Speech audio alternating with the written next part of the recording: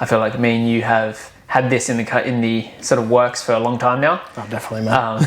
So I feel like it'll be a really good convo, especially around the topics for like mental health. We both have a lot to share on that topic, and training, all that sort of stuff. No, I'm definitely happy to be here. Thanks for having me on. Yeah, no, sweet, man. All right, let's dive in and talk about your sort of like journey of self-development. So just take us back and talk to me about when you first started to, take your self-development seriously. And how did it start? Was it physical? Was it mental? What was first for you?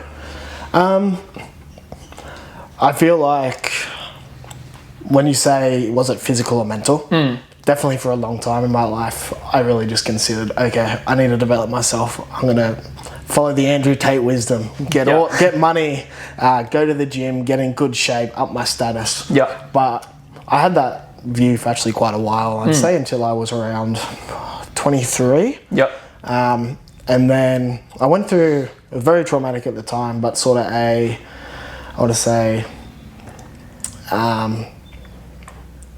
what's the word for it?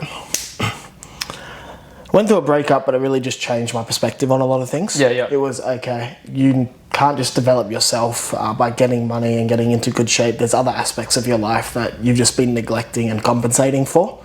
And that was definitely my mental health. That was definitely the way that I emotionally connect with other people and have an understanding of myself. So I'd say really past the point of 23, so the last 3 years, really taken my mental health and developing myself in, I guess, a spiritual way and also emotionally, that side of my self-development.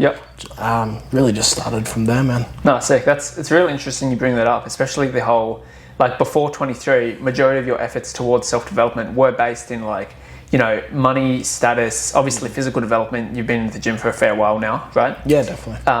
But then after 23, you had that pivotal moment where you're like, self-development is deeper than just the gym and money and status, right? And I'm so glad you brought that up because I had the same thing, right? Like when I was younger, I feel like this might be a universal experience for men in general, but I was like, when I was younger, when I thought of self-development, go to the gym, get a good body, have good income, be like comfortable and sort of like well off financially, and that's it, right? Have a bit of status, maybe a bit of that sort of stuff, and that's all there is to self-development. And if you think of the influencers, I know that we were watching back at that time. You've got all the YouTubers like Ziz and everyone on the my boy profile. Yeah, exactly. And that's what they were pushing us. Go to the gym, get massive, go get girls, get your money, get some status. Definitely. And that's what they were pushing, and we're all thinking, yes, this is self-development. This is how you level up as a man.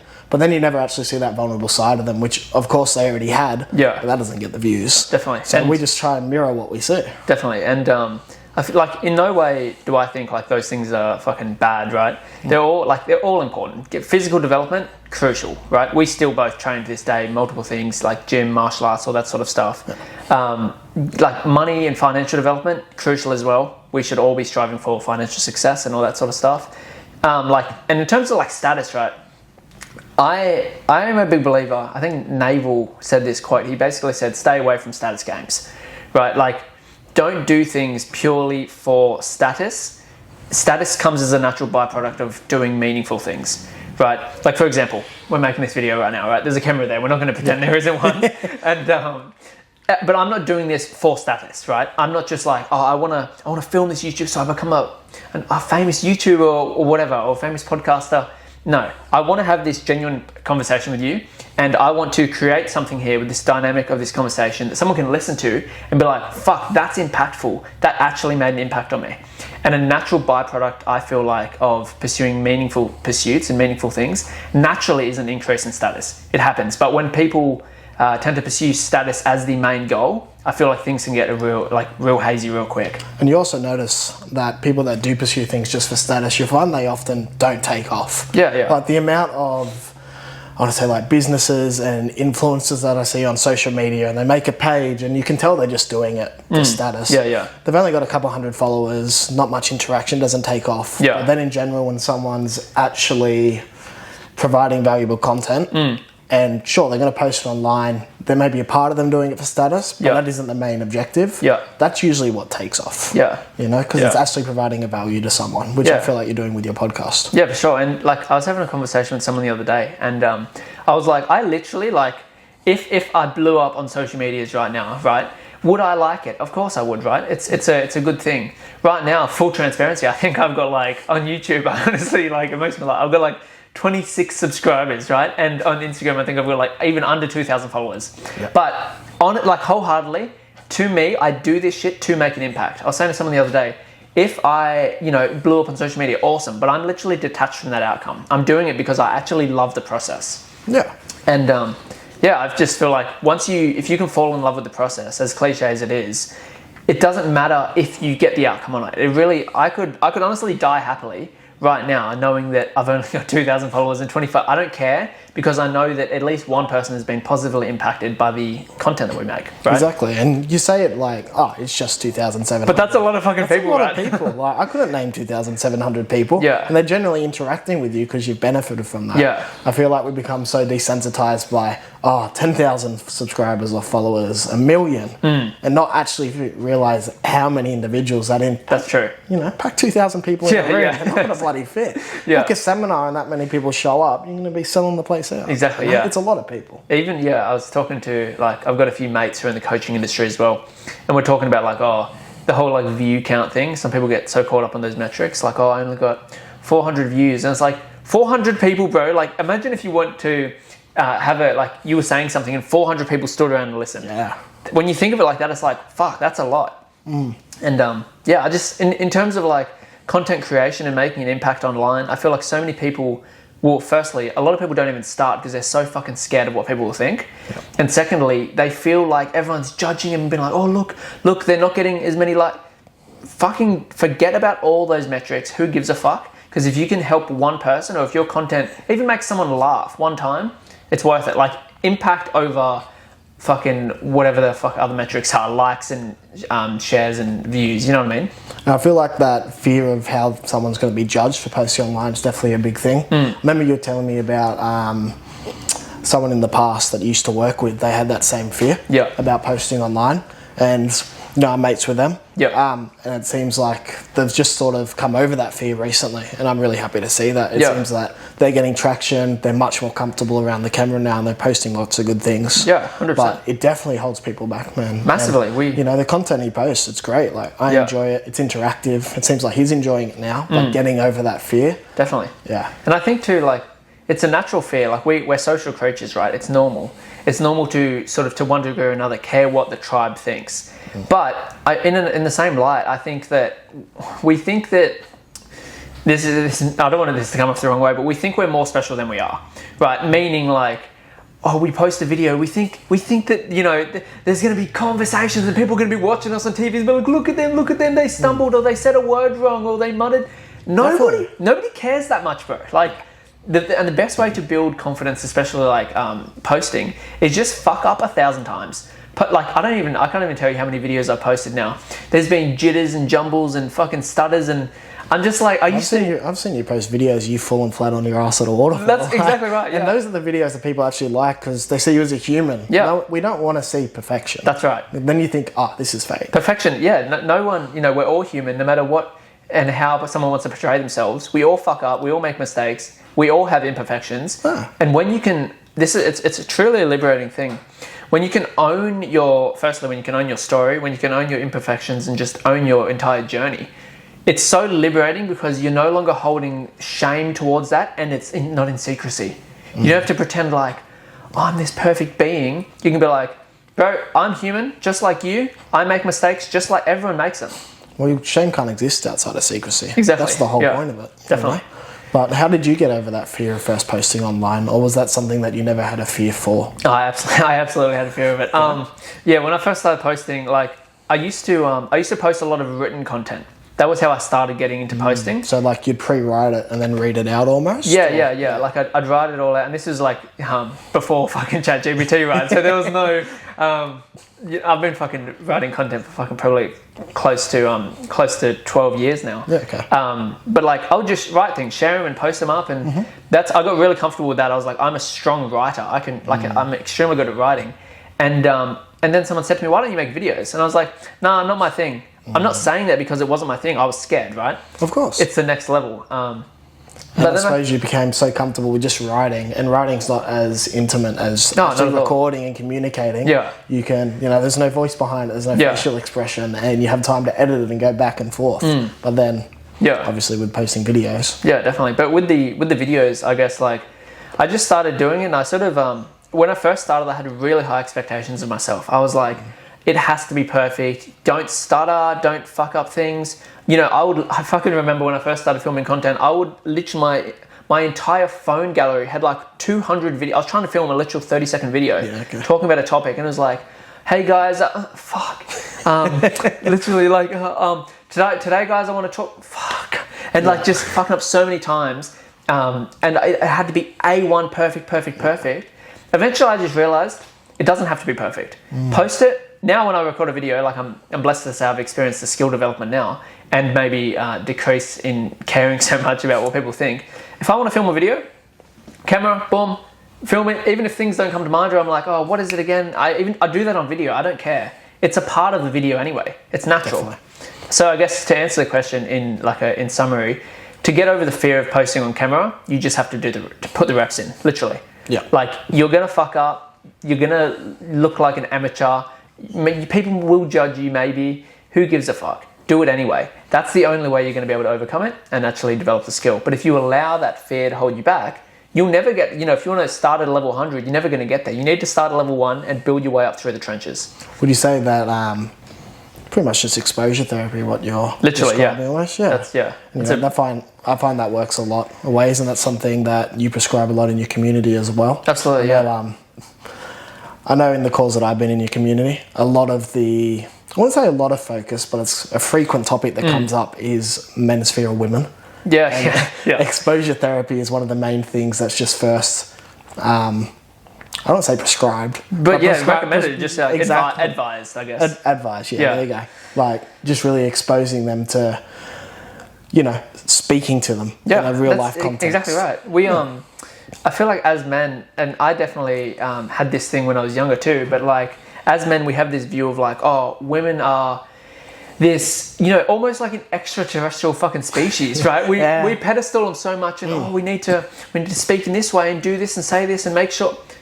Let all that shit out of the window, right? I'm not a dating coach by any means, but I just think we set all these expectations and we pedestal women so much in the sense of like who and what they are, that it makes the entire interaction so scripted and awkward. Definitely. Which creates anxiety, right? And it also,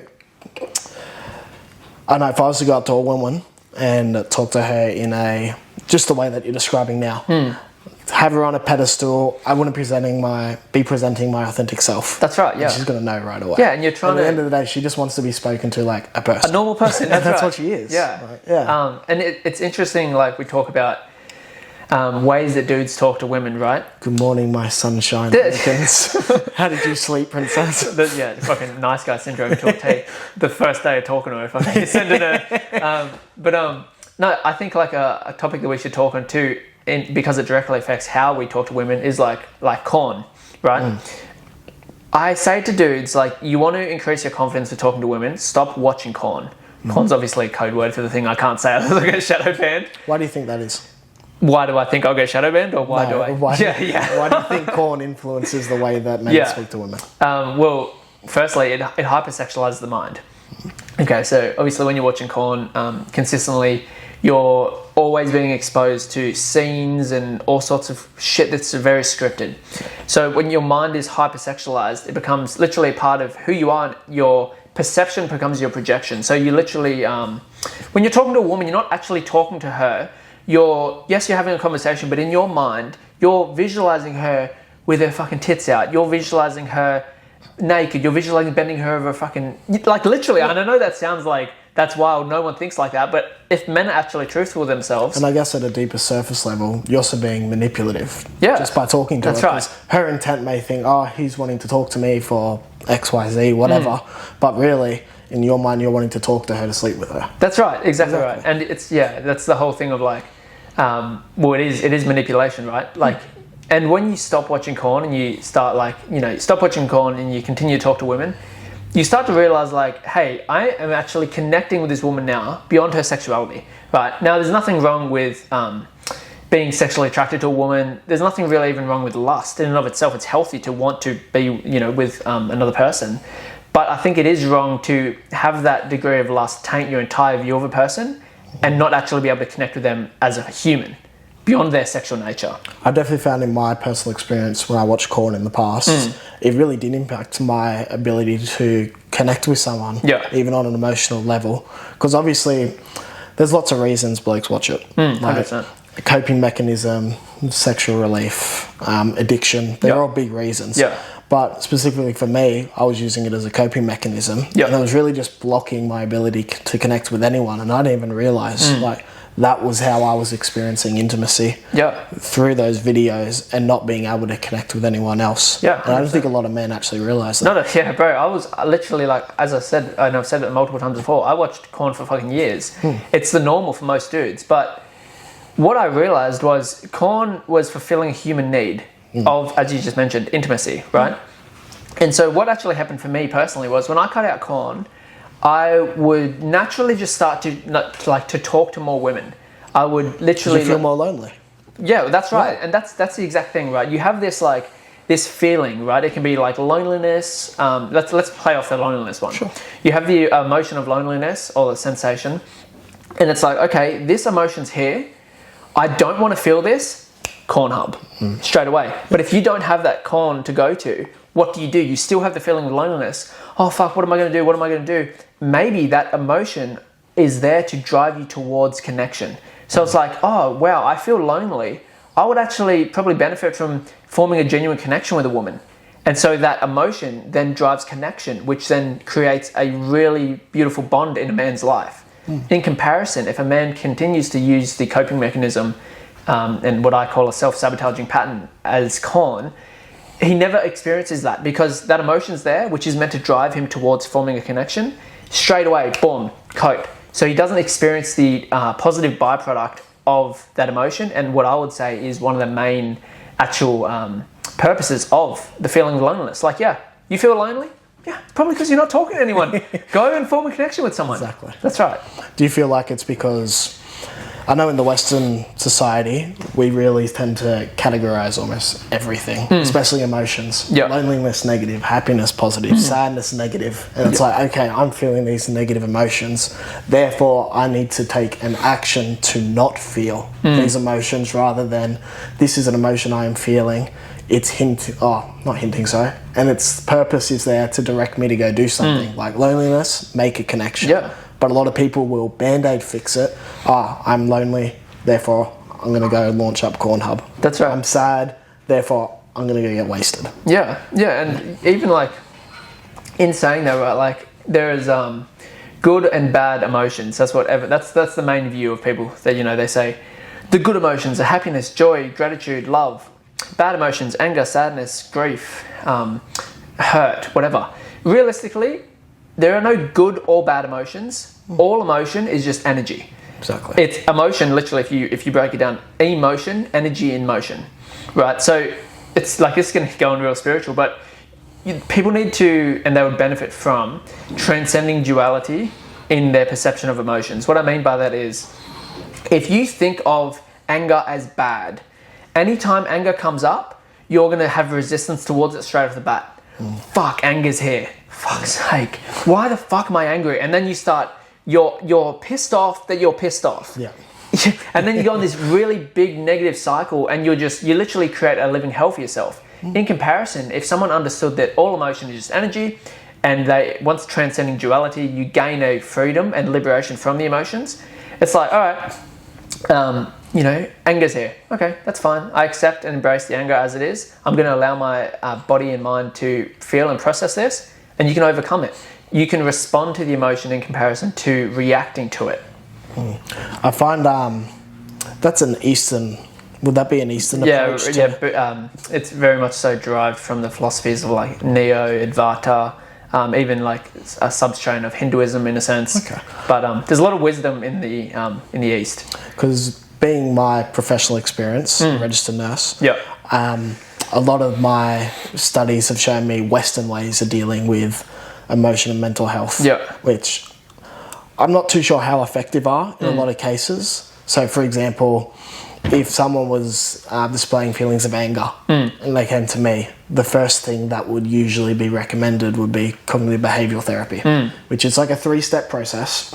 And it's pretty much just gaslighting yourself, if I'm being honest. Yeah. So the principle is you experience emotions through a bunch of different steps, and each step has to have a step before it. Yep. So you have a stimulus, you form a thought around the stimulus, that thought produces an emotion, and that emotion produces a reaction, right? And the whole point of CBT is to change that thought in between the stimulus and the emotion, because you can't change the stimulus; it's already happened. Yeah, true. And then you want to change the emotion, so you go to the next further step up.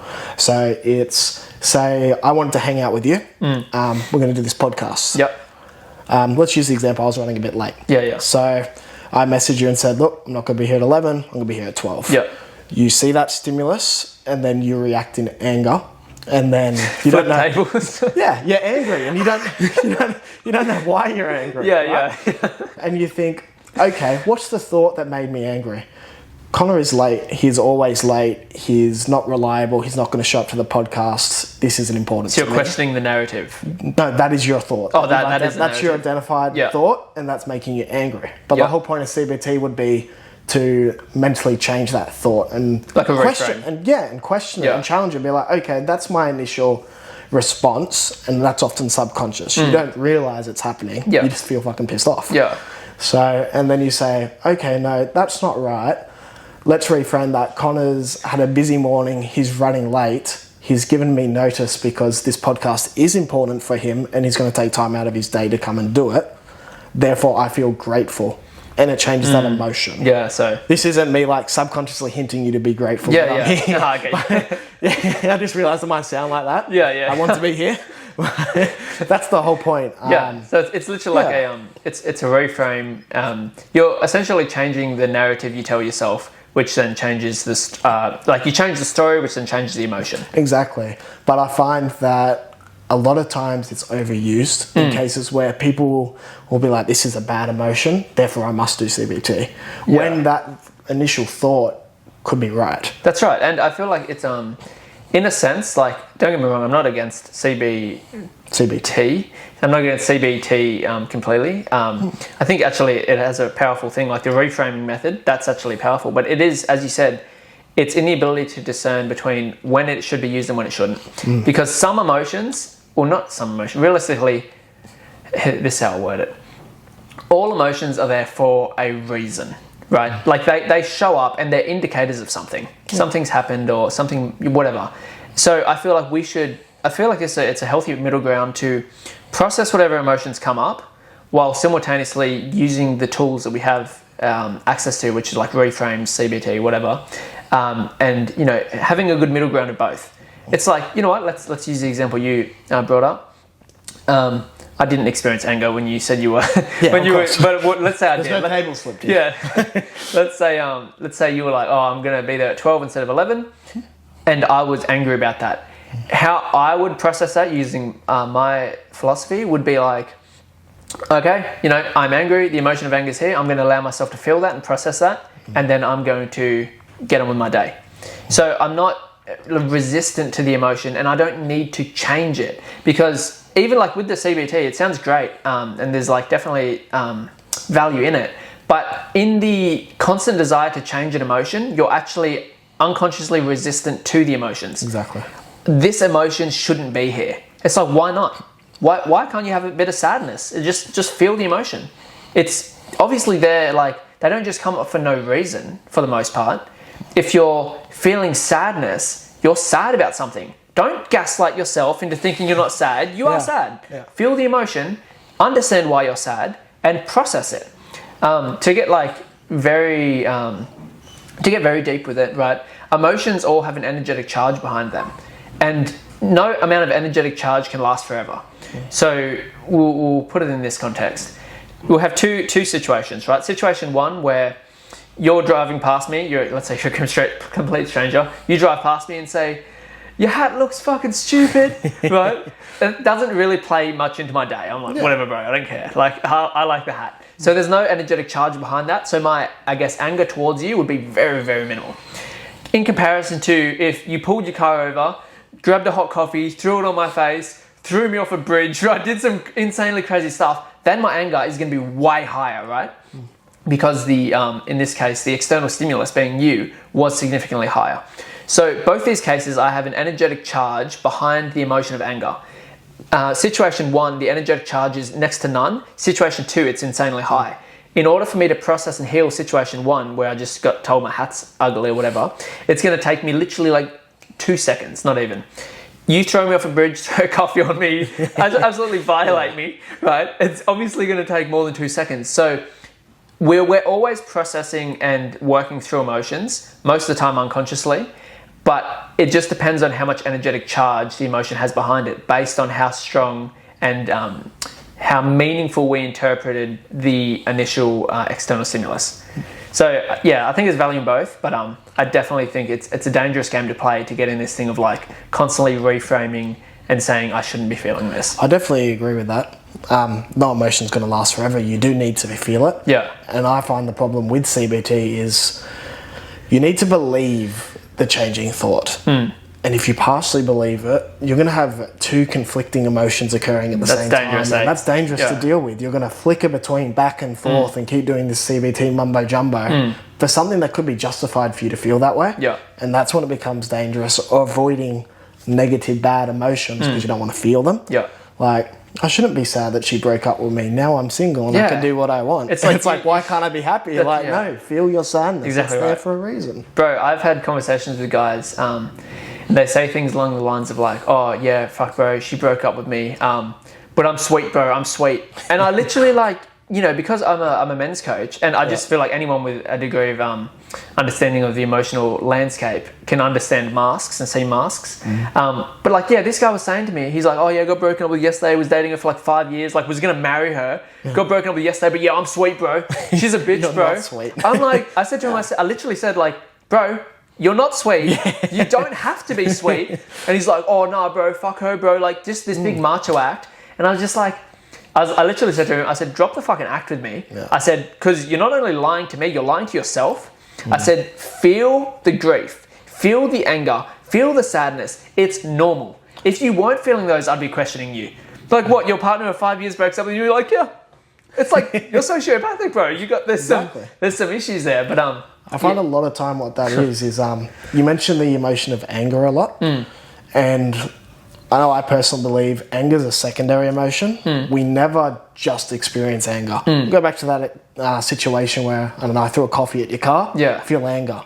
I imagine the initial emotion you would feel is, if I'm a stranger, disrespect. And then you respond in anger. Yeah. And a lot of times if you address not the anger but the disrespect, your anger's going to dissipate. Yeah, and true. that's Deal with the root. Exactly. Yeah. And that's often, it happens with grief as well. You know, the 5 stages. What is it? Denial, bargaining, anger, fucking sadness or some depression and acceptance. Yeah. The anger is the same thing. It's just a way, because no one wants to feel, especially in a breakup. You feel hurt, you feel in pain. Yeah. Our bodies naturally doesn't want to feel these things. That's right. So we're going to retreat to anger so we don't have to feel those things. Yeah. Because it's a lot easier for our body to say, we're in pain, we're hurting. Let's put that hurt onto someone else, 100%. not us. Project it onto someone else. That's what anger does. And a lot of men do that. 100%. It's good you mentioned, like, with anger. Oh, I should say it's interesting you mentioned it, maybe not good, but like with anger, right? Anger is one of the most destructive emotions. I'm not saying it's bad, but it's destructive because anger is projected outward. Anger makes you want to hurt and destroy shit outside of you. It's the archetype of the Kyle who drinks Monsters. When he's angry, what's he doing? He's not hurting himself. He's punching holes in the drywall and crushing monster cans, right? So that's why when it comes to like, well, a lot of the practices I've been taught in to like help people navigate emotional, landscapes and that sort of stuff is deal with anger first. They always say like, even if you're dealing with the root of the anger, but like anger as an emotion and all its things that it stems from, process that first because it's going to cause people to hurt people outside of them. Well, how do you process anger if you're not processing the underlying? Like, say I come to you and I have anger issues. And you're trying to coach me through anger issues. And you want me to address the anger first. What would be your recommendations to me? Well, firstly, I would start to understand your narratives and I would help you understand those too. So if you came to me and you said, man, I know, or even someone recommended you to me, whatever, this person's so angry, or you say, I'm so angry. I say, okay, no worries. I just literally talk to you, have a normal conversation. Out of curiosity, man, like, why do you feel angry? What are you angry about? And then you'll probably give me some surface level shit. Oh, my wife doesn't ever do the dishes, or the dog's always fucking barking. That's not why you're angry. That's just a external stimulus. It's causing you to feel triggered, and it's literally triggering the anger. But the anger is stemming from something else. So my first sort of like, I guess you could call protocol, would be just to be having a conversation with you and try and dig deeper beyond all the surface stuff you're going to tell me for the first fucking 10 minutes of the conversation, and then dive into the depths of that and say, okay, this is why he's angry, because when he is maybe at work, he's constantly disrespecting, he's made to feel belittled, and so then he's taking that shit into his house. Or whatever, find the source of the anger, especially if it's still present, and then start to work on what we can do with that. Yeah. Right. Okay. Because like it's never the external stimulus which makes us angry. It's usually we have anger inside us already and we're getting triggered. That's very true. Road rage is a great example. Yeah. Someone who drives and sees someone cut them off, right? And it's like, okay, yes, was it a stupid thing to do for the other driver? Yeah, sure. But does it justify this guy going, ripping his hair out, throwing his coffee? No, it's not even about the driver. It's about his inability and lack of effort, or maybe even understanding as well, to process his internal anger around something that's happened in his life. It could even be 20, 30 years ago. Until we consciously allow ourselves to process an emotion, it stays within the body. The body keeps the score. That's what a lot of people don't realize. Like, you go through things, if you don't give yourself the time to sit with it and process it and actually work through that, it's not healed, bro. Like, people say, time heals all wounds. No, it doesn't. No, it doesn't. Like, I know people that have held on to the same wounds for fucking 50 years. I remember you actually telling me you were at some conference for, I think it was men's mental health or self-development, and a guy came and spoke to you. And literally in the space of, I don't know, time 10, 20 minutes, you had this man in tears crying, processing something he held so deeply for 20 plus years. 100%, yeah. That's right. And like, I just feel like the way that we approach healing, particularly, I'm going to keep drawing back on the breakup example, because I feel like for most people, breakups are one of the first times they're actually introduced to like deep emotional pain. Yeah, obviously there's like transformative times. Yeah, that's right. Whereas a lot of people, when they get broken up with, or they break up with someone, whatever, there's grief there. The culture is actually pretty fucking toxic, to be honest. It's like, you want to get over someone, get under someone else. Yeah. It's like, that's literally just escapism. Like, you're not processing the grief, you're not processing the hurt, XYZ. You're just distracting yourself with someone else's body. Let's go get a drink, bro. That's right. That's the stupidest. And I say this not from a place of degrading people, but it actually pisses me off, that narrative of like, oh, bro, you're feeling pain, or you're feeling this, or this happened, bro. Come on, bro, let's get some beers. You'll be right, bro. Harden up, bro. It's how addiction starts. That's right. I've never met an addict that was, prior to an addiction, they were super confident in themselves, in a really healthy place, in a good life, didn't have this trauma going on, weren't running away from anything, that had their shit together. They were in a weak place, and then their brain relates to whatever substance they're using as a way to escape that pain. That's right. And then it becomes a loop, because you feel fucking shit afterwards. That's right, yeah. Get smashed, wake up, hangover, I feel like shit. Oh no, now I need to deal with this as well on top of that. Let's have another drink. Yeah. And that's how it starts. And our culture is very big on, Australia's huge on alcohol. They say like, when it comes to addiction, I heard a great quote the other day. It said, addiction is never the problem, it's an attempt at being the solution. Right, so for example, if someone's got a drinking problem, they don't have, the drinking, they're trying to use drinks as their medicine. Yes. To heal it, right? They're not drinking just because they're addicted to drinking. Maybe after you drink for a fair while, you start to actually develop addiction to the actual thing. But initially, you're trying to get away from something. Yeah. And it's like, what is it? Is it feeling of inadequacy? Is it grief? Whatever it is. And then it's like, oh, I don't know how to process this stuff. I'm going to grab a beer. And for a couple hours, I feel good. But then, as you said, you wake up the next day, and now, you had, let's say, 5 problems. Now you've got 6.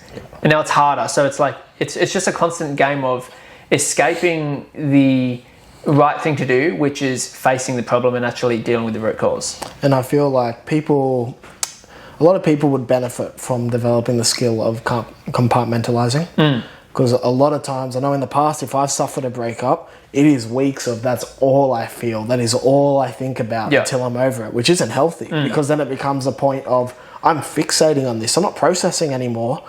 I'm just fixating on this because it's so important. It's like a negative all return, I'm feeling. hey? Yeah. And it's like, if I keep feeling it, it gets to the point I felt it all. Now it becomes just sitting my self-pity, wallowing kind exactly of right, thing. yeah. Instead of... You need to be able to, like, know when is enough almost. Exactly. Yeah. And, the initial days are hard. Yeah. Like, to compartmentalize, you're going to feel like shit. Yeah. But then after that, after a week, you should be at a point where you can say, okay, I'm going to dedicate half an hour in the morning, an hour at night, blah, blah, blah, whatever time to really sit in my emotions, process it, and learn from it. And then after that, I'm not going to think about it. Yeah. I'm going to push it away if it comes up during my day, so I can still hang out with friends, still be me, not completely become a shell. Yeah. But just making sure you're allocating time to process. Exactly. It's not pushing away because I don't want to deal with it. Pushing it away because it's not beneficial to deal with it at 3 p.m. when I'm at work in the office. I will dedicate an hour to sit home, cry, journal, reach out to friends at that time, and then I will put it away for a while and then come back to it when it's healthy for me to come back to. Yeah. I remember I really like the concept of like compartmentalizing things.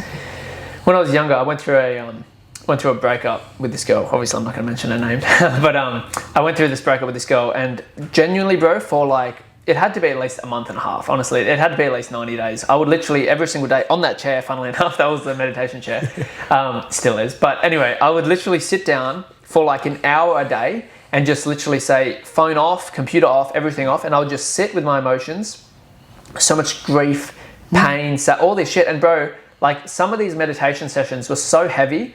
It sounds like I'm being dramatic, but like my body would literally shut down. There'd be so much emotions where I would like not fall asleep, but not from tiredness, from like overwhelm of like too much hair. Like my body would feel so energetically drained. Yeah. But I kept saying to myself, don't run away, run towards this shit. Right, it's obviously in your body. I could feel the grief, all that stuff. Feel heavy in the chest, in the And I literally there was a point where I said to myself, like a fork in the road moment. I was like, all right, I've got these feelings in my chest. As you know, like I don't drink. I'm a massive advocate against vices. It's like my big philosophy of mine. But I was like, fork in the road here. I either go down the path which most men do, which is like, I guess I start drinking and doing all this other bullshit. Yeah. I said, or I actually dive into the inner world. This is before I knew, this is actually before I was doing coaching. So it was fucking ages ago. But like, I said, okay, I'm going to sit with these emotions. I'm going to feel these emotions. I'm going to process these. And it was obviously uncomfortable, obviously fucking hard. But something in me knew that running away from it isn't going to solve it. It just makes it worse. Definitely. Because if you think about it, you're compartmentalizing. And a lot of people will compartmentalize and then avoid it. Yeah. The compartment's still there. You need to deal with it. Yeah. Because eventually it's not going to be the only trauma or negative experience you go through in your life. You keep compartmentalizing, stacking up. There's not going to be any room for anything 100%. else. You need to clear that out. Yeah. And a lot of people will run, but no, I definitely agree with what you're saying, man. Yeah. And I just feel like we live in a time where you can escape so easily. Like even healthfully, like the gym. That's right, bro. I see so many cringe fucking posts on Instagram. The iron will heal all wounds. Oh my god, you know what I mean? Fighting demons with the hoodies uplifting. I hate that shit. Go to the gym. You'll probably feel better after, but you still need to work on shit. Yeah. Don't let a woman be the reason you go to the gym. Yeah. It's not going to get her back. Yeah, don't neglect the actual inner work. A lot of, and we're both fucking, I guess we call ourselves gym bros. Yeah. We both love going to the gym, but the gym's awesome. And yes, you'll probably be able to do a little bit of healing in the gym in terms of processing anger, energetic transmutation type stuff. But in terms of actually healing, bro, it's bro, you gotta sit down with this shit. You gotta confront it. Yeah, it's a form of escapism. What a lot of people use it for. It's healthy. Don't get me wrong, and there's nothing wrong with temporarily escaping through a healthy way. I remember when I went through a breakup, we went out bushwalking and things, and that was great. I still had to deal with it when I got home. That's right. Yeah. But it's you lean on your friends for positive escapism in that time. I'm not against escapism. Yeah. I'm against it I'm not against temporary escapism. Yeah. But obviously if you're doing it permanently and just coping with vices and constantly pushing it away, that's when it becomes an issue. You need to integrate that, compartmentalize. People do it at the gym, like fucking 17-year-olds. Cringe TikToks. Next thing you know, they're on trend taking something. Yeah, that's right. As I was mentioning before, like we live in a time where you can literally avoid everything for your entire life. I'm not saying do it, but like let's play it out, right? Wake up, alarm clock, phone, TikTok, boom, boom, boom. Driving to work, music playing, pumping. You can't even hear your own thoughts. Get to work. Constantly talk, chatter, boom, boom, boom, work, use work as escapism. On the way home, music again. Straight to the gym, music again. Home, Netflix, fucking, and then, before bed, Cornhub, and then you go to bed while listening to music. There's not one moment in that person's day. It's just so draining, I imagine. I had a conversation, like, I'm talking about, I was young, I was like 16 or 17, and one of my exes at the time, she came over to my house and she was like, why is it never quiet in your house? I was like, what do you mean? She's like, there's always a podcast playing.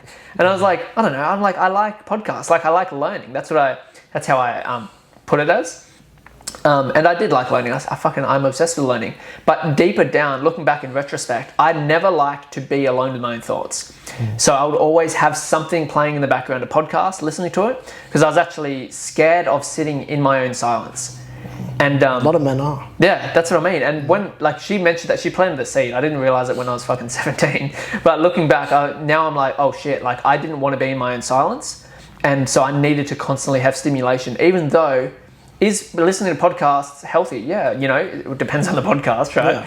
Yeah. But for the most part, I was learning and growing, but it was still escaping the thing that I was running away from, which is the internal world. Definitely. And I have to give women a lot of respect and admiration for how young they really develop that emotional maturity. I guarantee at that time she knew why and was trying to prompt and lead you to. Totally. But she knew that 16-year-old guy, and I'm going to listen to a 16, 17-year-old chick and like, oh no, you're running. She said that, you would have blown up. 100%. Exactly, But I don't know what it is. They really develop it a lot faster than men, and a lot of men just don't. Well, like women's intuition in general, it's an insanely powerful thing. Oh, it's scary. Yeah, and I think too, like guys don't give women's intuition the respect it deserves, in the sense of like, if you're with a woman, right? You got this girlfriend, and she's like saying to you, hey, like, what do you think about this? Maybe you should do this. If this guy, let's use an example. Let's say his name's John. If John has been indoctrinated by like the mentality of, let's say Andrew Tate, right? Tate says some good things. I'll give it to him. He has some good takes, but a lot of the shit he says is stupid as fuck. Yeah, he's a lot like Trump. Yeah, he has a select audience. He appeals to that audience. Yeah, he gains popularity, and then he sprinkles out some good advice on top of it. Yeah, but a lot of men just take everything he said. If you listen to someone that has some good advice, you can be more likely to accept the bad advice. Yeah, that's right. And anyway, this situation, right? Like, let's say this guy John, and he sees his woman as like inferior to him, and also like not deserving of an opinion, which is an extremely fucked up view, right? It's like, it's literally like what do you object. Yeah, that's right. Like, really fucked up view. It's like, do you want a girlfriend or a pet? Exactly right. And so what he actually does, he blocks himself off from her literal divine wisdom, like intuition, bro. Men are fucking amazing at a lot of things, and better at women than a lot of things. Naturally, we're naturally stronger. We have all these inclinations, which are just naturally superior. Anyone who denies that's a fucking idiot, realistically speaking. Yeah. But women also have a ton of advantages and things that they're better than us at. 100%. Intuition is fucking one of them. 100%. They're like way more spiritually inclined. They can read people. They have deep nurturing abilities. And if a guy shuts all those things off, he's literally like, bro, you have like your personal oracle almost. Exactly, I was about to say. Yeah. If a chick says, what do you think about this? It's like, fuck, I'm listening now. Yeah. Like, because a lot of the times, I feel like a woman would, instead of just saying you should do this to a guy, a lot of guys will just get on the defensive. Yeah. So they almost have to, from the past, gentle parent a lot of men. Yeah. And that's why I say, what do you feel about this? But it's sort of, they already know how you should feel about it, and they're just sort of testing that water. Which is sad. Yeah, 100%. If a chick says, what do you feel about this? It's like, all right, she's probably right about this. Just listen. Like, just open yourself up to that intuition and allow yourself to gain benefit from an outside perspective too. Exactly. You may not agree with it, and you can just calmly say that you don't for this reason. And then, a lot of the times, that's all they want, just to be heard out. Yeah. Like, I can't imagine what it'd be like if I came up to someone constantly and it's defensive. Yeah, you know what would happen? You would actually stop going up to them. Exactly. So that's what dudes do if they don't take their woman's like opinions and takes seriously or even at all. Do you think she's going to keep talking to you? No. So she's going to notice things but not tell you, and then be like, I should have, you know. And that's where you lose her. That's right. Yeah. But yeah, in that sense too, like I feel like a lot of dudes have this, because they have this perspective of like, oh, you know, I talk to some guys and they honestly think like, if I let my like woman share her insights and opinions on things and I take that as advice, it fucks up the masculine feminine dynamic. I'm like, of course not, bro. I literally had some guy the other day, he's like, oh bro, my chick keeps giving me advice and opinions. Should I take it or should I, you know, dismiss it? I was like, bro, what the fuck? I was like, if she's just sharing her takes and her opinions, you fucking take it on. Like, listen to her. She might have a really like good amount of value to share. The amount of times that I've taken in past relationships advice from my ex-partners versus the times that I didn't, and the benefits of both. Yeah. Almost every time I didn't, something blew up shortly after.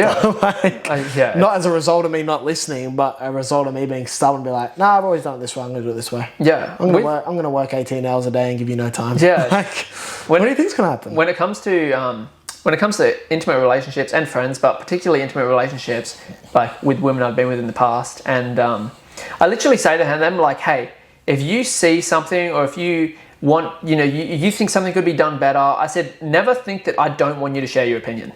I'm like an opinion fucking magnet. Like, you know it yourself, right? We're mates. Yeah. When I'm about to make a decision, I talk to a ton of people, not because I'm not clear in my ability to make a decision, but what I do, this is the method that I really like to use. I like to talk to a lot of people about something, especially if it's a big decision. Yeah. I'll talk to people. I'll have fucking 20 conversations. Hey, bro, what do you think about this? I'm doing this, X, Y, Z. Yeah. I'm not just gonna talk to one person and take it as gospel. I'm taking 20 people's opinions and then I'm using all that information to then gather my own opinion and create a decision. Yeah, and you're not afraid of constructive criticism. That's bro. I give it to you all the time. I encourage it. I literally say to people, grow. Yeah, like, bro, please hold me accountable. Call me out on shit. If I'm fucking caught in a self-sabotaging pattern, or if I'm doing something stupid as fuck, please tell me. Because a lot of the time, it's hard to see your own things. Like, self-awareness is, it's a skill you can develop, but a lot of the time, stuff goes under the radar. Other people around you can see it, but they might be afraid to call you out on it because most people, men particularly, take accountability as an attack instead of a constructive thing, which is literally like, bro, I care about you. I want to see you do better. I'm holding you accountable. Definitely. And because they see it as an attack, no one like actually holds them accountable. And they think, oh, you know, I'm the king. No one talks back to me. I'm a fucking alpha. Guys, it's cringe as fuck. It's like, bro, you are literally blocking yourself off from so much growth because no one can talk to you about anything. The problem is a lot of people will correlate the alpha mentality with a lone wolf perspective. And that's really don't get me started on this shit, bro. No, we live in a world where you can't be a lone wolf. Like, we live in a society, you have mates that you need to talk to, you got family, you need to work with people. Like, you're competing against sweatshops in China with 2,000 employees, and you think little you that's 18 in your room is going to start a multi-billion-dollar business? No, you need to work with people. Absolutely. This lone wolf mentality is bullshit. Definitely. Maybe if you want to become some TikTok, Twitch, bullshit live streamer, you can do it by yourself, sure, sit in your room, playing Minecraft, whatever. But no, the lone wolf mentality, it's not a thing. Get around other, like, if you're a guy, I think, like, men particularly, get around other men who are fucking, like, ambitious, who are driven, who are, like, they want to succeed, and also that want to see you win. Yeah. I feel like just that whole lone wolf mentality, right? It's so fucking stupid. It's so flawed. Like, as you can tell, there are certain topics which I have so much passion for it. It literally pisses me off, right? Good. But the lone wolf mentality in particular, dudes think, I'm a lone wolf, I'm this fucking one-man army. It's like, no, you're a fucking borderline, you're an idiot, bro. Like, you're competing against teams. If we're talking like, what do you call it? Like, player versus player, like, life is like that, which it is, technically. It's not 1v1, it's corporations, teams, brotherhoods. It's 1v7.4 billion or something. Exactly. Like. And that's why, like, I'm a massive advocate for like men's communities. Obviously, I've got the Self-Mastery Society, men's self-development community. But like, that lone wolf mentality, it blocks dudes off because they're like, oh, I have to do this all by myself. No, you don't. you have a team around you of dudes that are supporting you, exactly. X, Y, Z. Exactly. There's a really good thing I learned the other day, which is like when we're born, we're dependent, right? Literally completely dependent on our parents. Yep. A baby, you don't feed a baby, it's going to die, right? Yeah, exactly. And then when we grow up, we become independent. So you go from dependence to independence, and then you start to become like a teenager, young adult, and you're like, oh, I don't need my parents anymore. I'm independent. And then you get a little bit older and you realize that that's not the last stage. The last stage is interdependence. So there's dependence, independence, then interdependence. And interdependence is when you realize, hey, I can only do so much myself. I've got weaknesses. I've got blind spots. I have these things that I need to be held accountable to and held to a higher standard. I need people around me. I was about to say, I don't believe independence exists. Yeah. The way it is, like, you're independent. All right, where do you get your food from? Yeah, that's right. How do you earn money? You rely on the government. Like, how do you get electricity? You rely on them to give you your electricity. I don't see you with a bike pedaling into your own generator. That's right. Realistically, no one independence isn't a thing. Like, sure, you can support yourself and barter your way. 'Cause that's what money is. It's barter. Yeah. And purchase things, sure, it's a form of independence, but you're not completely independent. Like, something goes wrong, you're going to go call the police for help. That's right, yeah. You're not independent. 100%. And that last transition for men from dependence to, well, we should say the perception of independence to interdependence is one of the hardest leaps they can make. Because in men's minds, a lot of the time, and even in myself when I was in the past, I was like, I don't need people. I don't need help. Literally, it was like, it's so stupid. It's so egoic. But it's like the whole thing of I can do it all myself. I don't need help. I want to be this one-man army. Self-made. That's self-made. Even fuck that title, self-made. Are you self-made? I actually had a conversation with a guy. How long ago? 2 months ago now. I was reaching out to him because like he was interested in the Self-Mastery Society, right?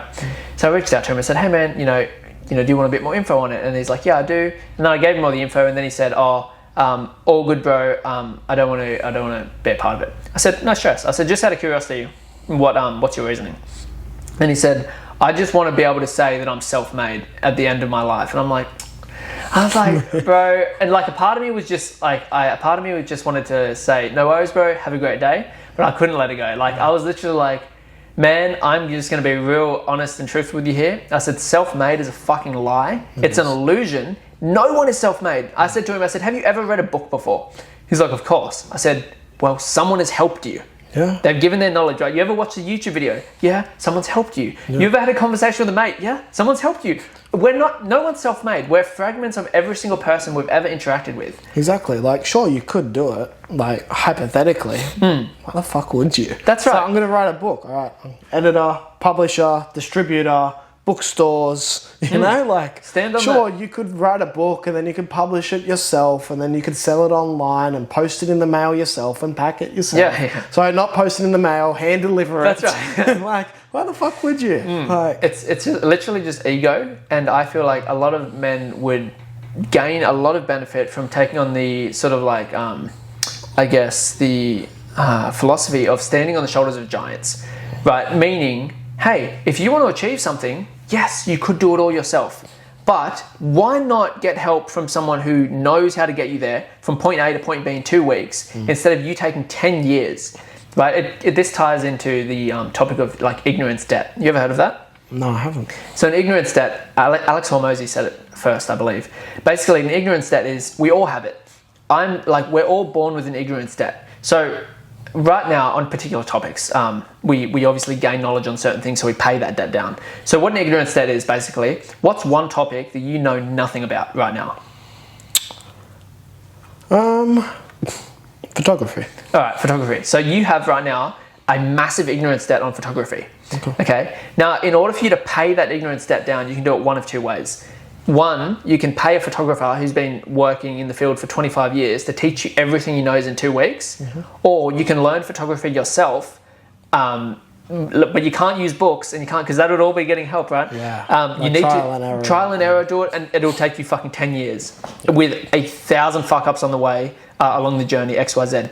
So either way, we all have ignorance debts on multiple things in life. We have to pay them down. You're either going to pay them down with money, or you're going to pay them down with time. What's a more valuable resource? Definitely time. Right? You can, like, you can earn infinite amounts of money.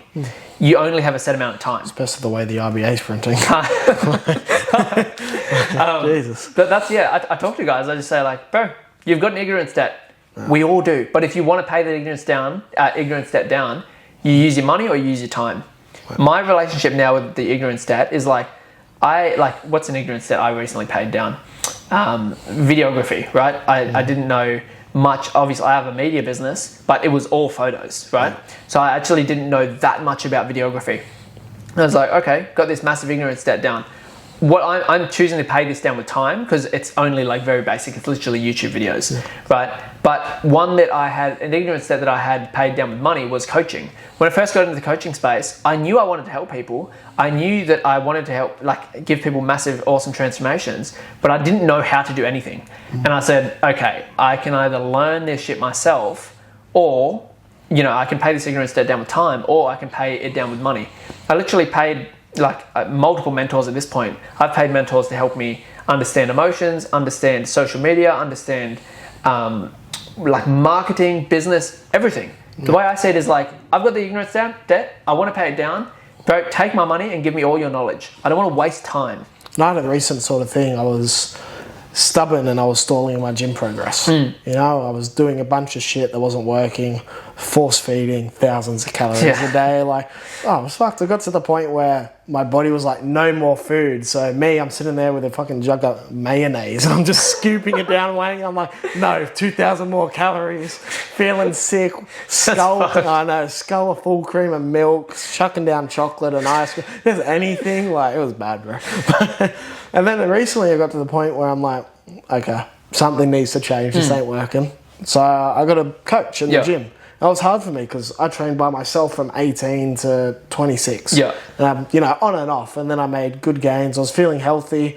Started, good gains again. I'm like, well, this isn't sustainable. I need someone to help me. Yeah. And sure, I could probably read some more research and literature and start pushing things a bit harder. Yeah. But I was like, I'm just going to pay someone the money. He's going to educate me while also taking it off my back. Yeah. Relieving that mental burden. And I'm like, I'm seeing better results than ever. Yeah, 100%. I'm training less. I'm getting more results. I don't feel like I'm being hit by a truck every day. I get out of bed readjusting my back. Yeah, that's the power of putting your ego aside, recognizing somewhere you would benefit from hiring a coach or mentorship. Yeah, and taking the leap. Because I really found that, and I'm sure I was like a lot of people, and a lot of people still do struggle with this. I valued money more than time because I put time in to get that money. So, which is really a narcissistic view if you break it down, because you're saying I value my time more than someone else's. Yeah, yeah. Which is what money is. Yeah, it's interesting with the leap to go to get coaching or mentorship of any form, right? I remember when I got my very first coach. My very first coach was actually a what do you call it? Like a fitness coach, right? I guess you could call him a bodybuilding coach. I'm not a fucking bodybuilder, but the main thing was to build muscle. And I was like, at that point, I'd been training for 5 years, right? And I'm like, same sort of thing. I think I know enough. And I just said to myself, bro, you probably do know a little bit, but just work with this guy. Exactly. It's what he does, right? Trust the process and really knock that ego down. Yeah, and I worked with him and I learned so much. I was like, whoa, it's crazy. You don't know what you don't know. That's the thing. And especially if you talk to them, I know with my coach, he's getting me to do some weird extra flexion and myo sets, shit I've never heard of, and I'm like, why are we doing this? And he's like, so there's multiple studies, these are the studies if you want to go read them, references them for me, and he said new research has found this, so that's why we're implementing this. And I'm like, fuck, this isn't what Reddit told me with 8 to 12 reps, 3 sets, push pull legs. That's right. Take your 500 tests and shut the fuck up. Yeah, it's standard. Take advantage of the people that have dedicated their life to their craft. Exactly. You will never be able to get the same results that they will because they've given their entire life for it, and you may have given a year of divided attention to. Exactly. You've got, I don't know, say you have 5 buckets: gym, work, family and friends. I don't know, whatever hobbies you're into. You've only got so much water you can fill each bucket up. You can divide it pretty evenly or stack out different buckets, or you can just hire someone else that's stacked out a bucket and take all that information, let them sort it for you. Yeah. it gets to the point you need to outsource things. 100%. Same in business, I imagine. Yeah, you want to, that's exactly right. Like a lot of people talk about scaling, right? You start to learn real quick in business, particularly. Yeah, you can do everything yourself if you want to stay at a certain level. Eventually, you got to start delegating. Like, for example, my media business now, right? RVG Media. A lot of people know about that business. I don't really shoot that many gigs these days. Like, I have a literal dedicated shooter who shoots the gigs for me. I have a dedicated editor who edits the stuff for me, right? In the past, I've had virtual assistants who post and market for me. Could I do all this stuff myself? Yeah, but I'd be very fucking time poor. I'd be burnt out and I wouldn't actually have any like energy to do the things that are actually going to move the needle forward, right? When it comes to business particularly, yes, it's probably valuable to learn the skills, right? But eventually, like once you learn the skill, in my eyes, you learn the skill and now it's your new bottleneck. It's taking your time and most of your energy, It's like, bro, you want to get those two back, you got to trade money. Trade a little bit of money, get these two back, boom, work on the next problem. Whereas a lot of people were like, oh man, I can't get over whatever, let's say 100,000 a year. Why not? Oh, I don't have any time. Well, use some of the money that you've earned and start paying people to free up your time. And yeah, like for example, right now, to be honest, I have a bottleneck, which is video editing. I edit way too much. Like more than I should. I feel sometimes like I'm more of an editor than a coach because I'm editing fucking like 3 hours a day some days. So right now my bottleneck is editing. I'm looking for an editor. So if anyone's watching this, or you're a video editor, please reach out to me. But no, honestly, like I'm recognizing my bottleneck, and that's editing. It's taking too much of my time. I want to take some of the money that I've earned from the business and put it into the delegation. And now I've got my two things back again, time and energy. And you keep doing that, you keep doing that, you keep doing that, and you keep growing. But if someone is refusing to do that because of some stupid narrative in their mind, which is, no one can do this better than me. I used to think that as a photographer. I used to think, oh, no one can shoot better than me in terms of like events. Like, no one has my art. I'm a craftsman of this. Not only can people shoot better than me, not only can people shoot as good as me, they can shoot better. And that, when you realize that, like, hey, you're not the best at what you do, there's better people. And it's not about, you're not in competition, hire those people. Exactly. They become your team. Yeah. And that's my mentality now. And that's allowed me to essentially scale as much as I want. Like if I want to grow to a certain level, I know I'm going to be capped. At some point, time and energy is going to be a thing. Yeah. So it's like, you want to keep going, you got to start delegating. And I imagine a lot of the fear behind it, and not so much fear, reluctance is, okay, if I am doing this all by myself, it's working, and I'm making $10,000 for say, I've got to hire an editor, I have to pay them $3,000. So now I'm losing $3,000, and you need to change that frame. No, I'm not an entrepreneur or business owner. You are, but I can imagine it would have, maybe you had that reluctance and hesitancy for that. But then you have more time so that, okay, I've lost $3,000. I can start doing this and make an extra $6,000 with the extra time. Oh no, now I'm bottlenecked here. Another $3,000 off. I'm going to go earn more money doing this, and then I delegate that. That's how you upscale. Definitely. You need to, I talk about this a lot in the community, but like you need to, as a business owner, you need to work on the business more than you work in the business. Yes. A lot of people get caught in this thing of like, oh, I'm working 90 hours a week. It's like, that's great, but like, are your systems improving? Is the overall like system of the business getting better? Because a business is like, any entrepreneurs watching this, or anyone who's built even a personal system of like productivity, right? The system is what runs everything. I don't have like, I was talking to someone about this the other day, like, I don't wake up and experience a ton of stress. I actually have very little stress by design. It's all in the systems. I have systems in systems. It's insane. But like, it's like, yep, wake up, the system starts running. I do this, someone else does this, boom, boom, boom. It's all flowing really well. In comparison to if I had no systems and I just wake up and you just like, chaos. Eyes open, fire here, put that out, fire here, metaphorically speaking. It's chaos. You absolutely need to work on the systems, build the actual business. And I feel like as a business owner, the main thing they should be doing is working on the business and try and transition out of working in it so much. And your margin's not going to be as good. No. You know? Not your short term anyway. Your margin will never be as good. You know, margin being the percentage return that you get. Yeah. Your margin's going to be like near 100% working for yourself, just doing the work yourself. But, you know, your revenue is going to go up because you're able to expand. Yeah. You know, you may have to pay a guy 30%, so your margin's down to 70, 60%, but your revenue's doubled. And so at the end of the day, you're not taking down $2,000, you're taking back $3,500. Who gives a fuck that you got less margin? And your time and energy. Exactly. You got more time, more energy, you got more money in your account. Yeah, it's not 100% of what you've earned, but it's still more than what you had without expanding. That's right. That's a lesson that's it's hard to learn. It's even harder to implement. Yeah. But once it's done, it's really a good. Too many damn lone wolves, man. Huh? Literally, damn lone wolves. It ties into the lone wolf thing, honestly. But yeah, I guess moving off that, what's your plans moving forward, right? So we're talking about like business, and we're talking about jobs and money and stuff. What's your personal plans moving forward? I know you mentioned you're looking to buy a house now. Yeah, so I'm actually working with a mortgage broker at the moment. Yep. So just looking around the Penrith area, I'd say. Yep. I know originally I took some time off nursing. My plan was to go back to that. Yep. But I found myself in disability care, and I'm in a management position there now. Yep, I just really love it, man. Like it would be a lot of like you're actually making an impact. I feel like that. Yeah, as well as nursing, it's very similar in that sense. Yeah, but really with this job, I have one client, and I work with him, and I look after pretty much everything for him, plus the team that I have. And we take him out. I build that rapport with him. Yeah. I know him. He knows me. We're comfortable. I've really built that professional rapport with him. Yeah. Joke around, and I just really love it. I've got good working hours, lots of time. Yeah. I don't feel like I'm limiting myself in this job because there's a lot of room for progression. Yeah, man. But I know I'll probably go back to nursing just casually, keep that door open. Yeah. Worked hard for the degree. Keep it. 3 years, 20 grand. Yeah. But I feel like that's my plan at the moment. Just looking to settle down in the Penrith area. Yeah, man. But definitely the plan's going to be next upcoming years.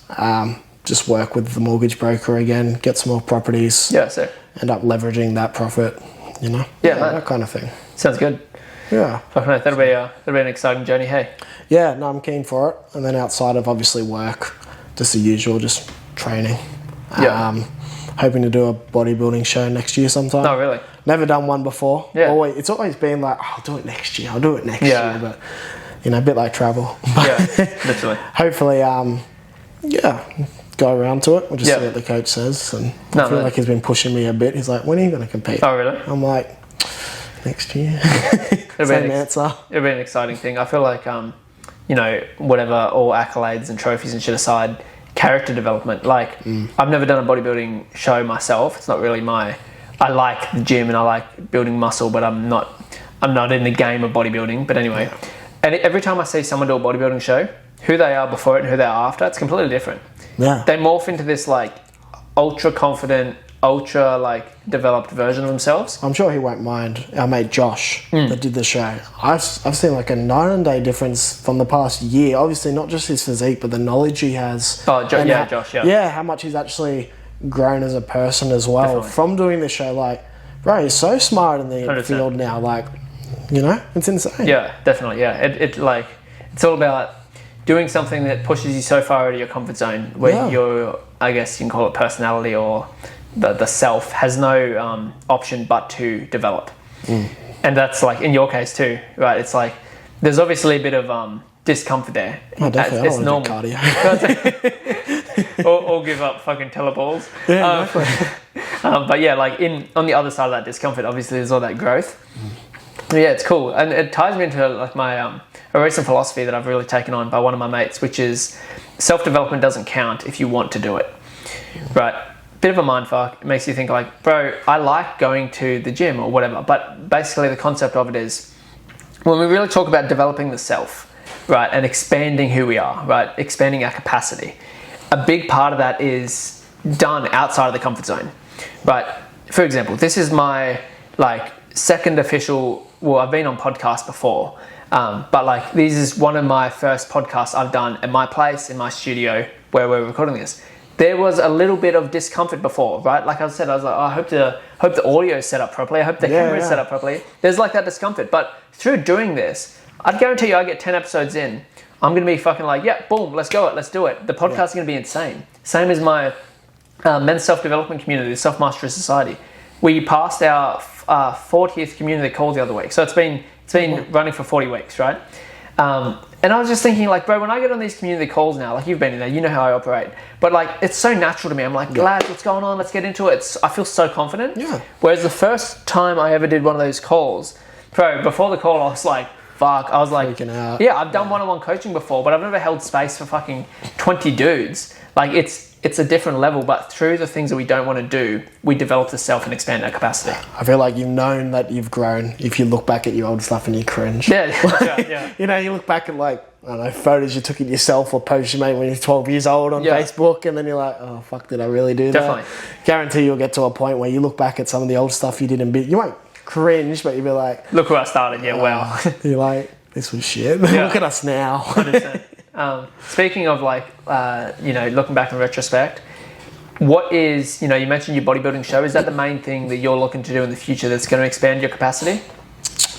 Like, what's a goal, I guess we can say, that you have, that there's a bit of, like, discomfort, even fear around, like, you're like, oh shit, like, this is going to be hard. Not going to lie, sort of living like a cushion life at the moment. Yeah. Like, not in a bad way, just that most of the things are in order, and in order to go to the next stage, which for my goals is just like the show and buying a house, it's just grinding out what I'm already doing. Yeah. But I feel like there's definitely some room for some discomfort there for growth. Yeah. Yeah, that's really something I need to think about. 'Cause I haven't really been focusing too much on development because I'm happy and content where I am at the moment, which isn't a great attitude. Right? There's always something to develop. Yeah. But I feel like I'm well equipped for when issues do come up. Like, obviously, I still reflect. Yeah. I might journal once a week or something like that, not too habitually. But yeah, there's definitely room for develop there, and it's a bit naive. I know, hypocritical for me to say, no, I'm not doing it, but I'm really not that focused on it at the moment, but I could be. Yeah, no, sick. It's mad. In future, things that I'm going to focus on that will absolutely expand my capacity. I think this might be the first time I've ever said it publicly, but I want to become an author. So I want to write a book, multiple books, and I want to run live seminars and retreats and stuff like that. I do remember you mentioning the live retreats and seminars to me. I think they'll be really good. So, like, I'm always looking for, like, shit that makes me uncomfortable, because I know there's more expansion of character there. Definitely. Like, for example, long format videos was one thing. I was like, I do shorts and they're cool, but how much impact can you make in 30 seconds? But it's not that much. So I wanted to do these long format things. I invested in equipment, done all this, became uncomfortable doing these now, which I feel great about. Now, I feel like a more expanded version of myself. Next, I want to, like, either, I don't know what's going to be first, the book or the seminars. But I know definitely, like, I did one, like, call it a seminar, like a mini seminar type thing. I gave, like, a speech to, like, a group of men about, like, the internal world and navigating. How'd that go? Yeah, really good. Like, there was definitely fear coming up of, like, oh shit, like, this is like a different thing. But because I had, like, 20 weeks of group coaching behind me in the community, I was like, this is just like a community call in person. Yep. And because of that, I lent on that, and so I developed that. But I know, like, in future, when I literally want to host, like, week retreats, right? Like, even take people to fucking Bali, do these massive transformational things. Not joking. Like, I don't know about Bali, but for sure. It's not when I think of going to Bali, I'm not thinking about development. Yeah, well, that's because you're not at my retreats, brother. But no, I want to host, like, some awesome retreats, get out of my comfort zone, get the lads out of their comfort zone, and just create, like, an environment where transformation is literally inevitable. Like, I want people to know, once you go to one of Ricky's retreats, it's like, bro, you're coming out of there a whole different man. It's going to be like an initiation. Like, I want to include shit like, like rage releases. I want to include things like, even fighting amongst dudes, like, obviously in a controlled, not a bar fight, but, like, sparring and learning, like, the physical combat, all that sort of stuff, and really have so many avenues of growth where a dude comes out of that and be like, fuck me, like, you cannot grow if you do that. You cannot, I should rephrase that. You cannot avoid becoming a expanded version of yourself if you do this retreat. Do you have the plan for when they may start? Or, like, not so much a plan, because I know it's still early stages, but a desired target? At the moment, another thing I'm doing, which is based in discomfort, is like traveling Oz. Like, as you know, I was going to bring that up. Yeah. Yeah, I bought a big ass fan recently. Yeah. I found out, I didn't know, obviously, it was under the solar panels. I had a fucking hole this big for the camera, this big in it. So we fixed that up. That's all good to go. So I'm going to do that trip reasonably soon. I've got a trip planned for Byron in about a week's time. So there's that. So it's more so like the trip, write the book, then retreats afterwards. But I'm very blessed in the sense of like, I am very young to be in the field that I'm in, coaching. Like, I'm not insanely, but I'm 25, right? Most coaches in my field are like 40, 45, like really. And this isn't to discredit anyone else. Like, everyone finds their thing on their own journey, but I feel very blessed to have found my purpose and calling so young. And I'm just very excited to see where it goes, because I'm always pushing for more, and I'm like, what's going to happen in 10 years? Do you feel like your age inhibits you a little bit? Well, that's more like perception-wise. Oh, yeah. So I've, especially when I was younger, because as I said, I've been doing it for like 5 years officially, coaching, and even longer before unofficially, just like helping people. Initially, people are like, oh, how old is this guy? And then I start talking, and I feel like, not to be cocky, but I feel very secure and confident in my ability to evoke a transformation in someone. I feel like my wisdom is beyond my years, not to fucking whatever myself, but honestly, comparing myself to like other dudes who are 25, I feel like I've developed a really strong level of depth and ability to help people. So yeah, initially I definitely it was actually a limiting belief when I first started coaching. I was like, I'm too young. No one's going to take me serious. I literally I really had to work through that belief system. And then like the coach that I was working with at the time, he said, who told you were too young? Like, he really helped me question the narrative. And I was like, I don't know, I guess I told myself I was too young, because people tend to associate wisdom and ability with age. And then he said, well, can you get someone from point A to point B? I said, I can get them to fucking point Z. I was like, he's like, well, you're confident in your abilities. What are you scared of? And I said, I'm also, what I think I was scared of was the perception they would have of me. Of like, oh, this guy's young, or this guy's younger than me, and he's trying to help me.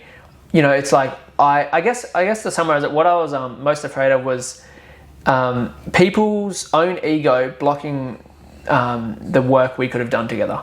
So like, for example, a guy might see me and be like, oh, he's younger than me. He's not going to know how to change. He's not going to know to solve my problems better than I would. And it's like, it comes back to the same thing of a specialist. I spend like majority of my time learning and coaching, and like I have like lifetimes of experience now because it's all I do. Yeah. And so yeah, to go full circle and summarize it, initially I definitely was, I had like my age as a hindrance in my mind, but as time goes on and as I've developed like a stack of undeniable proof, like I think I have close to 100 testimonials of guys like saying, Ricky's helped me with this. So now if anyone ever said to me, oh, I'm not going to listen to a 25-year-old, it's like, okay, cool. But like, I've got all these videos of all these dudes saying like I've helped them and worked with them. You can either take it or not. Either way, I don't care. I know what I have is valuable, and I know the transformation I bring is legit and genuine and lasting.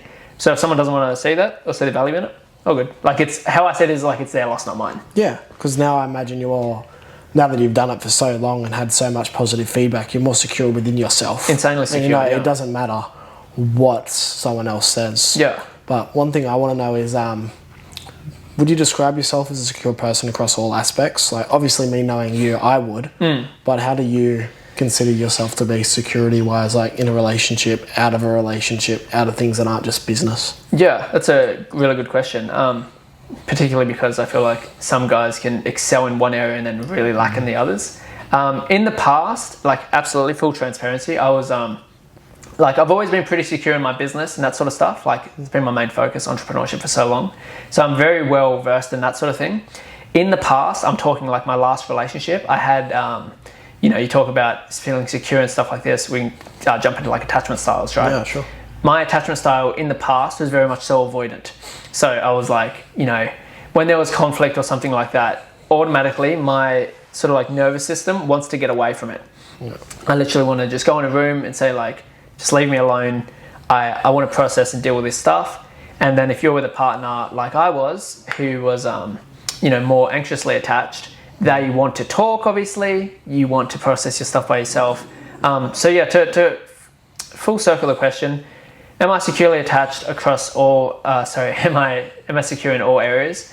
I think I feel pretty secure in all areas, but there's absolutely development to be done in all areas as well. Yep. Relationship, I can definitely improve that. That area there, especially the avoidant stuff. I like to say I work to secure. Now, if there's a conflict in a relationship, I'm like, let's sit down and solve it. But obviously, it's hard to tell. That's it. It's hard do the work. It's hard to tell until it happens. Until you're in a relationship. You're like, oh, I think I've done the work. I feel ready. Which is sort of what happened with my last relationship. Yeah. Like, I thought I was ready and done the work, but I was quite anxious at certain times as well. Like, I know, relationship attachment theory. I found myself being all over the spectrum with different people, depending on what's happened before and what I'd healed from. I've had relationships where I was dismissive and avoidant, anxiously attached, secure, and it really just depends on not only the other person, not so much for secure, because the other person doesn't matter if you're secure, but just what's happened before and how you've processed or healed or not healed. 100%. And I just find it interesting that secure and people end up being with other secure people. Dismissive and anxious people seem to attract each other 100%, as well. yeah. Because it's the initial attraction, like the dismissive will initially be attracted to characteristics in the anxious person, that they can communicate their feelings, they're open, they're great with connection and intimacy. Because they have what you lack. Because you don't have that. That's right. And then the same sort of thing, wow, they're so independent, they look after themselves. And then it's like, they have all this and I have all this, let's get together. And it works well on paper until an issue comes up and one goes this way, one goes this way. That's right, yeah. And then then too much. And yeah, it's interesting. Yeah, and I think just in general, like, you mentioned, like, do you feel secure in all these areas? I feel pretty secure in most areas, but I also always hold the view of, like, I'm never complacent. I always think, like, business can always get better, relationships can always get better, my health and fitness can always get everything. I just always feel like there's another level. And my view in terms of, like, levels, I guess, in things, I think maintenance is a myth. Right? Everyone talks about, like, everything has a degree of maintenance to it, and it does, right? Like, if you're in a relationship, you don't talk to your partner for 2 years, probably something's not going to happen there, right? You pay rent on everything. That's right, yeah. And but my view is, like, if you're not progressing, you're regressing. I don't think there's a middle ground. I like to always push things higher, and just try and make things better. I feel like if you're always trying to make things better, naturally you're either going to do that or you will sort of, like, at least stay at the same level. But if you're aiming for maintenance, I just feel like you're going to regress. Because I feel like we always fall short a little bit of our own expectations. So if you're aiming just for the middle ground, you're going to fall below the middle. But if you're aiming for the top, you might fall a little bit below that, but you're still above maintenance. Which is why I'm not sure if you've heard of him, Dan Pena. Yeah, is he the he's really angry guy who yells? So Dan, if you're watching this, big dog. No, he's great. He's like, you're aiming to make $1 million, you're going to make $1 million. You're aiming to make $2 million, you're going to make $2 million. You'll never exceed your highest expectations. 100%, yeah. Which is why you should always set your expectations high. Yeah. And Absolutely. a lot of people do that, be like, I'll be happy once I get a good job, get a wife and kids. And, like, yeah, they're great goals, but set higher goals too. Yeah. 100%. Like, you're never going to exceed that if that's the only goal you set. Exactly right. Like, not to discredit someone that just wants that and they're happy and content. Beautiful. Like, I think that's a goal that everyone should have. Like, create a loving household, stable, and a family. But you need to have higher goals than that as well. Yeah, and also just in that, like, that language you use, which I know a lot of people use when you're using the example, which is like, I'll be happy when, right? Destination happiness. You'll never be happy. Yeah, it's crazy. It's like, oh man, I'll be happy when I get that girlfriend. Then you got the girlfriend, and it's like, oh yes. What next? Yeah, exactly. Literally, what next? We are goal achievement machines. All we like, and that's not a bad thing. It's a masculine trait. It's what's pushed our entire human evolution. We want the next thing. But the thing is, if you're always putting your happiness on the goal, how much time do you actually spend happy? It's like, I want the girlfriend. Finally got the girlfriend. Oh yes, I'm happy. All right, now I want a car. It's like, it leads you down a hedonistic lifestyle. Absolutely. I don't feel like we should be chasing happiness. No. And I don't really feel like happiness and sadness are opposites. They're sort of I think they're the same thing. It's a variation, It's just a variation of how happy you are. Like a spectrum. Or how sad you are. Yeah. You know? Like, I feel like you're in the middle, you're sad, or you're not sad. Yeah, that's... Like, happiness is sort of... I don't know. I don't think anyone's ever actually been happy. I think that they've been joyful. I think they've had a good time and they've been laughing. But I think being laughing and hanging out, that's joyful. Like, well, my take on this is like... So firstly, I want to mention, and I'm going to circle back to it, but I think it's fucking awesome that you said, like, we shouldn't be having happiness as the goal. Because that literally leads to hedonism, like pleasure. If I have happiness as a goal, I'm going to go take some heroin, I'm going to go drinking, like, I'm going to go be a degenerate. If that's my goal, like... Happiness, pleasure. If I want to be happy and pleasurable, that's what I'm going to do. If that's my only goal, I don't care how I get it. You know? That's right, yeah. So I definitely want to circle back to that, but what you mentioned too on the terms of, like, happiness and sadness, I think you mentioned, like, no one's ever been happy. I think this is my take, right? I don't want to be happy, I want to be at peace. That's right. And I think happiness is a natural byproduct of peace.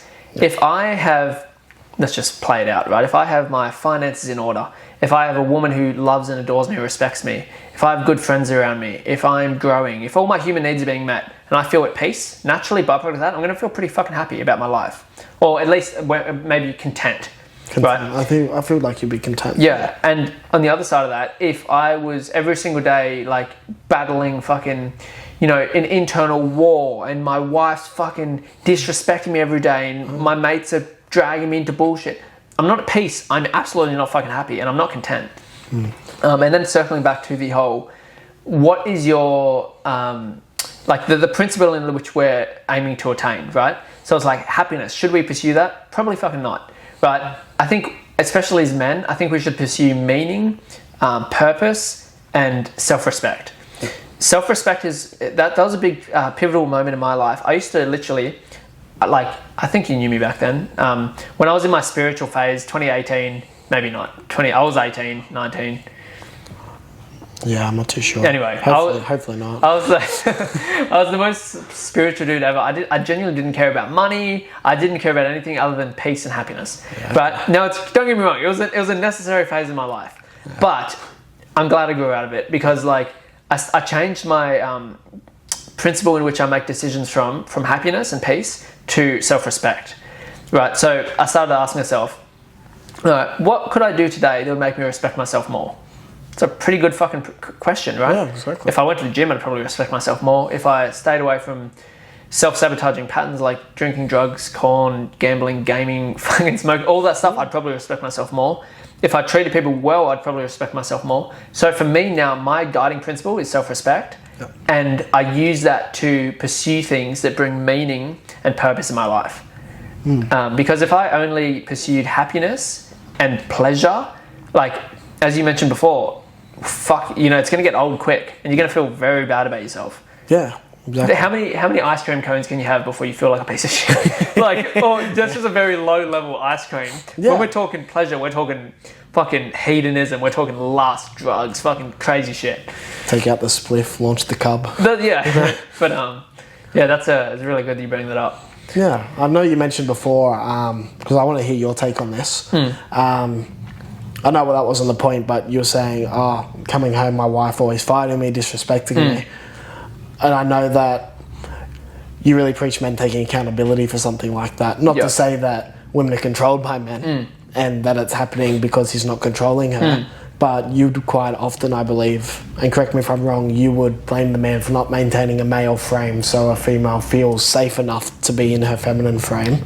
I want to hear you talk about those frames quite a bit more. Yeah, cool. Really good question. So, yeah, definitely in the sense of like, so let's say an example, someone's coming home, their woman's disrespecting them blatantly, fucking, just blatant disrespect. Let's just run with that. Is it the woman's fault? Is it the man's fault? Right? So let's dive in. Let's say this, right? So initially it's the man's, I'm just going to say, to be honest, the man needs to take responsibility from the get-go, right? So frame, when we talk about frame, a lot of people don't understand what frame is. Frame's like it's like an invisible dynamic in an interaction, right? Let's use for an example of frame in an intimate relationship, man and woman. Frame is like, this is how we operate. This is what's okay. This isn't what's okay. This is like the normal, right? and it's the space in which a relationship operates within, right? So in the context of a wife constantly disrespecting the man, that's not the first instance, and it definitely didn't start at, let's say, he comes home, she spits in his face. That's not where it starts. Which is where the male usually thinks it does start. That's right, yeah, because where it actually started was, allowing her to, make jokes about you in public. Like, Connor never does that. Connor's always eating fucking shitty food. That's why he's out of shape. Do you think that's where it would start? Well, maybe even before that. Yeah. Way before that. Because, I wouldn't start dating a woman that just makes jokes like me in public. Yeah. But I guarantee that before the relationship started, when they're dating and when they're in a relationship, she wouldn't be doing that until something usually happens. Yeah, yeah. You know what I mean? This isn't just to say that I'm not saying every issue cause is a man's fault. Sometimes it is the woman's fault. Yeah, definitely. But in the sense of like, the disrespect progresses. And there's a really good quote that I developed after I experienced a significant amount of disrespect in one of my past relationships. I said, disrespect that's tolerated is repeated. Yes. Right? And boundaries that aren't set are always broken through. So, in the instance with this woman, yes, the disrespect probably started way, way, way, way before. And then he didn't set the boundaries early and say, hey, this isn't okay. I don't appreciate you doing this, and I'm not going to stand for it. Even if it's a little thing, like, she needs to understand. And also, this isn't me just saying, man set the rules, woman obey. No, this is vice versa. Yeah. Woman and men, like, for the respect both ways. If one, like, you set boundaries, if they're breached, you need to say, hey, this isn't okay, I'm not going to tolerate this. Yeah. So then both parties know that, hey, we're operating within guidelines. Yeah. And we're always, no matter what the dynamic is, right now, me and you are operating in a guideline. Yeah, if I stand up and punch you in the face, you're going to punch me back. There's going to be issues here, right? But we have this, like, almost an unspoken boundary of, like, me punching you isn't okay. It's a social contract That's you right. have with every single person that you meet. It's not spoken, but it's known. And so, like, for the man taking responsibility, yes, the man should take responsibility in terms of setting his own boundaries. So should she. And no matter what it is, I feel like, it's like you can question, well, why is she disrespecting him in the first place? Does she feel like her needs aren't being met? Maybe so. And then it's sort of like both parties should take responsibility for communicating what's going on and also catching things early as well. Yeah, no, definitely. But yeah, in terms of the, like, masculine and feminine dynamic, like, diving a little bit deeper into it, a lot of people, guys particularly, will complain, oh, my woman's not feminine anymore, she's a fucking bitch, she's so bossy. It's like, she probably doesn't feel safe in your masculine energy. Definitely. And so she's showing up like that. Because I've seen some recent posts that you've made, and I believe it was, you can't force a woman to be feminine. And I forget the other part of it, but it was pretty much exactly what you said. Yeah. So if you want a woman to be safe in if you want a woman secure to act, feminine energy. yeah, exactly. You need to be masculine. That's right. Like, you can't expect a woman, that was it.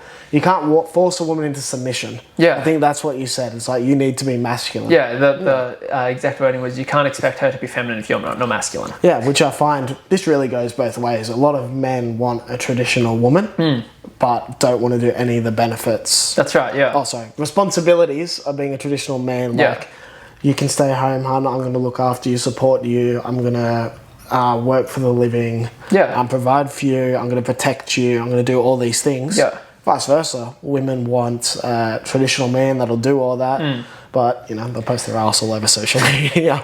They'll go sleep with a bunch of guys. They'll want to go work still and work 40 hours a week full time, but still they want all these benefits. It needs to go both ways. It's a sacrifice on both ends. Absolutely. And some people say, it's sexist, it's misogynist, whatever, and then men could say, it's sexist, it's misandrist. It goes both ways. You've got things you need, responsibilities on both sides that need to be done. You can't have the benefits without the responsibilities. That's right. And I think too, it's you mentioned there, like, right, you both, there is responsibilities in relationships. There are things that need to be done. I think it's really important, even though it's not really fun or sexy to do, but, like, establish roles. Like, literally sit down and say, all right, you're going to cook the dinners, I'm going to buy the food. Yeah, first date. Huh? First date over coffee. I want dinner at this time. Yeah, but you know what I mean? Like, have the conversations. So then it's not, like, blurred lines. Yeah, exactly. And two, like, just as though, like, a woman can only be as feminine as the man is masculine, vice versa. Like, I've had women before who were, like, very strongly in their masculine. And like, it's like, well, yeah, Ricky, you just need to go in your masculine, they'll be feminine. It's like, yeah, to a degree, but it's like only if they want to participate. If they want to stay in that energy, like I've actually had a case in the past where like I was in my masculine and a woman was like deep in her feminine and she made me my masculine even more. Yeah. She was like, I want to cook for you. I want to do all this stuff for you. I want to, and it's not just the traditional stuff, but she was just an example. It's like the empathetic nature and the support and nurture as well. And like she was doing all this and I was like, I want to provide for you. I was like, fuck. I was like, I want you to quit your job. That's right. I was like, I really want to, like, you're making me want to do these things. That urge gets strong. It's like, I want to look after you. Like, you want your nails done? Here you go. Exactly. Whereas I feel like a lot of women have this thing of like, it's like an expectation without any embodiment of feminine energy. It's like, you should pay for my fucking things and this because I'm a boss bitch and I deserve more. It's like, oh, bro, it's like how you're acting. More repulsive. Yeah, it's how you're acting makes me want to do the opposite. I don't want to even be around you. It's like, it really brings it down to you. You want to provide everything. Exactly. For them. Like, even though you know they can do it, you want to. Exactly. Like, you're like, I don't know you've got your money, but I want to buy you this. 100%. Bro, the feminine and masculine dynamics, that sexual energy, the play of that, I call it like divine union, the sacred dance. It's such a beautiful thing and an awesome topic to dive into. It plays off each other. You know, I've experienced sort of both ends. Like I've had shitty relationships where I've started off very masculine and then they've came in masculine. I'm like, well, this isn't working. And then without knowing, I started becoming more feminine and then that doesn't work. And then all over the shop. Yeah. And no, I understand what you've been saying completely. Yeah. And I agree with that. But also I don't believe that...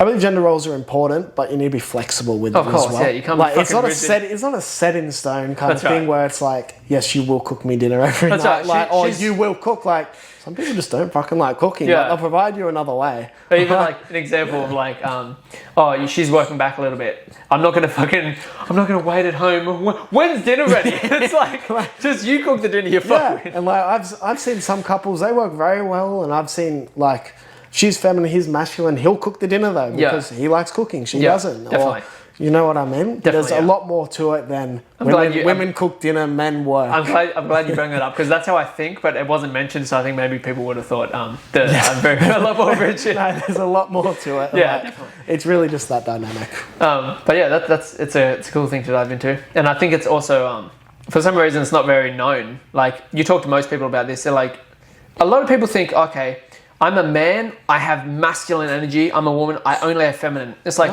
think of the yin and the yang. I wish I had a symbol right now. Oh, I had an editor, but I don't, right? Yeah. But yin and the yang, right? There's the black and the white, the yin and the yang. And each of those has a portion of the other in them, right? So we're both men, obviously.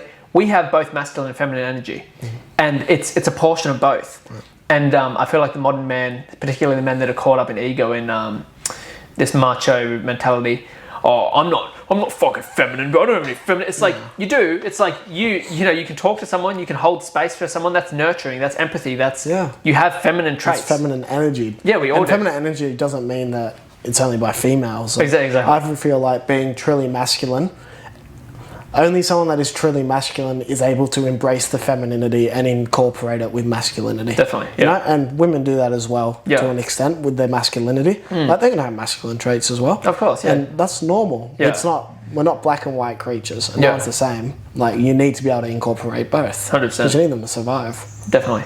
Yeah. All right, I've got a really good question. I was thinking about it all day that I want to ask you. Okay. If you were to give your, let's say, 18-year-old self a solid piece of advice, maybe a little speech. Yeah. Pretend you're talking to him. What would you say to 18-year-old Connor? There's a lot. But I guess the main one...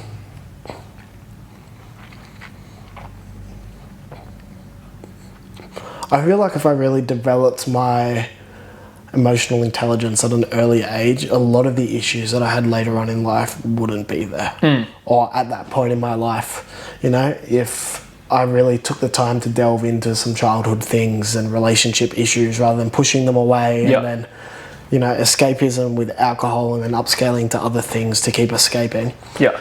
I feel like a lot of the issues that I've had to solve in my life wouldn't have become an issue. Yeah. If I didn't let that fire grow and just shut the door. Yeah, so I feel like really reaching out for professional help at certain times and help from friends, leaning on them and addressing the issues. Yeah.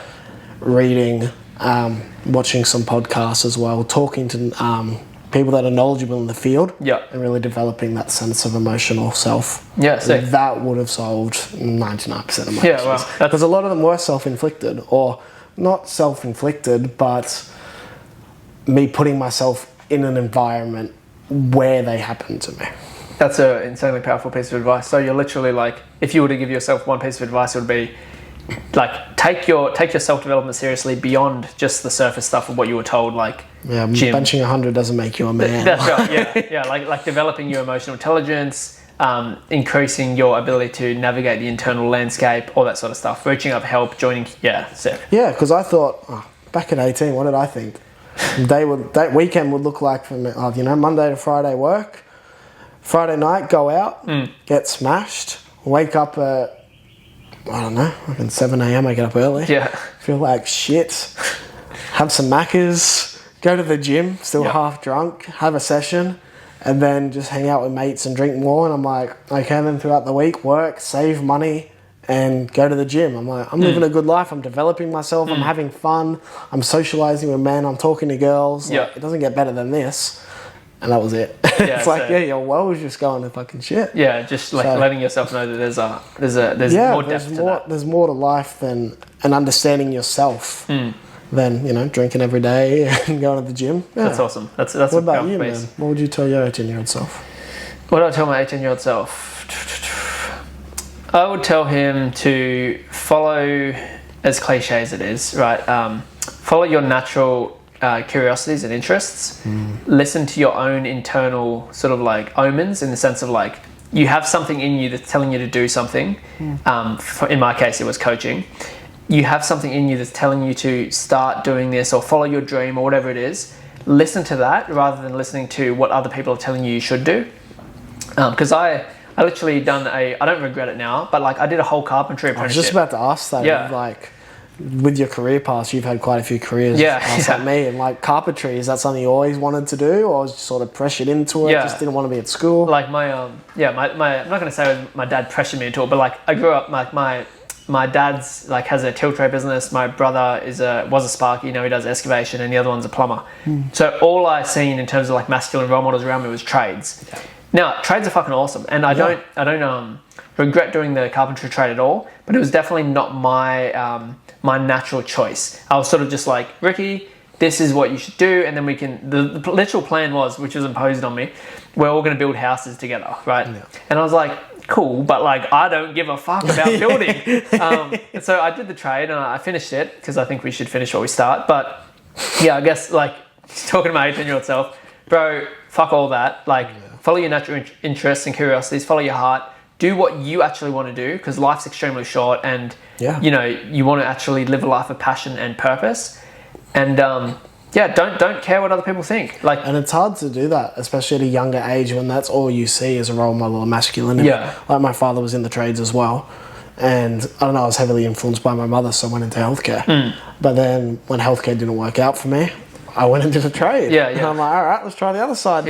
Fucking hated it. And you remember that time you're like, oh, you're leaving healthcare. Like, I remember you talking to me and you thought it was quite disappointing. You thought I fit healthcare very well. And then I was like, nah, I want to go be an electrician. So I went and did that, and now I'm back in healthcare. I know, I just feel like it suits me more, and really following my path, like you said, and not letting...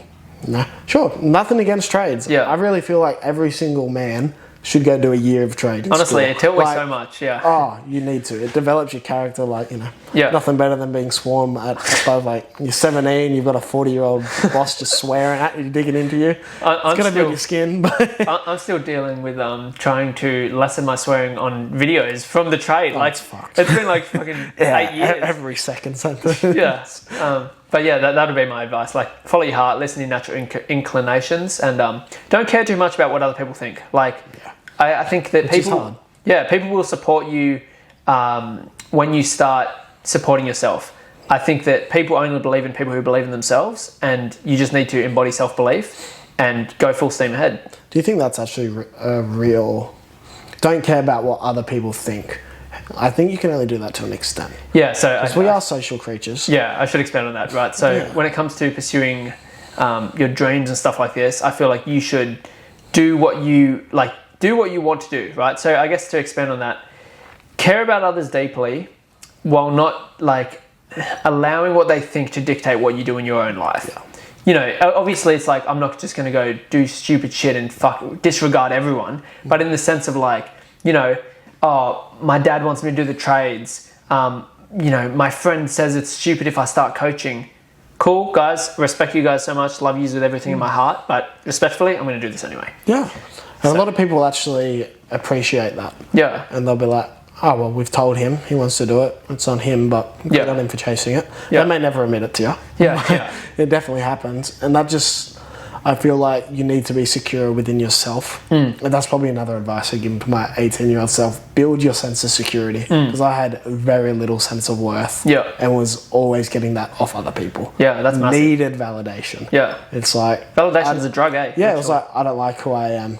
All right, I'm going to do this to validate myself. I'm going to get you to validate me. Yeah. You know? Speaking about like validation, I absolutely, and I only realised this like looking back in retrospect recently, but I had a period there where like, I've spoken about it openly before, like one of the main things I struggled with in the past was lust. Yeah. Like sleeping around, corn, all that sort of shit, but mainly sleeping around. And I actually like, I was thinking back the other day and I was retrospecting and journaling about it. I was like, what was it that I actually liked about it? Was it the sex? I was like, maybe. It's not even the women half the time. Yeah, that's right. It's like the responses from the men. Yeah, the boys. It's like, exactly I just slept with this chick, and they're like, hey, that's like exactly makes you feel like it's just disgusting. Like, it's a human being you're doing that to. You couldn't care less. That's right. But my thing particularly was like, it was female validation. Like I remember, and it's addicting, bro. It's an addiction that no one even talks about. But like, you get with a chick.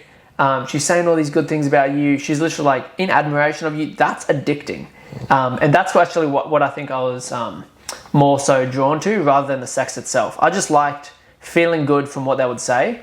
And I sort of had to teach myself to get out of that, because when I made a decision to like, you know, like get out of lust and stop living for lust, that was the main thing. I was like, I feel like shit. And it's like, well, yeah, the thing that you were basing your self-worth off for a period of time is no longer there. Yep. So I had to start giving myself that validation. Exactly. Which is hard to do it. Like hard, but healthy. It's weird talking to yourself and reassuring yourself, like internally.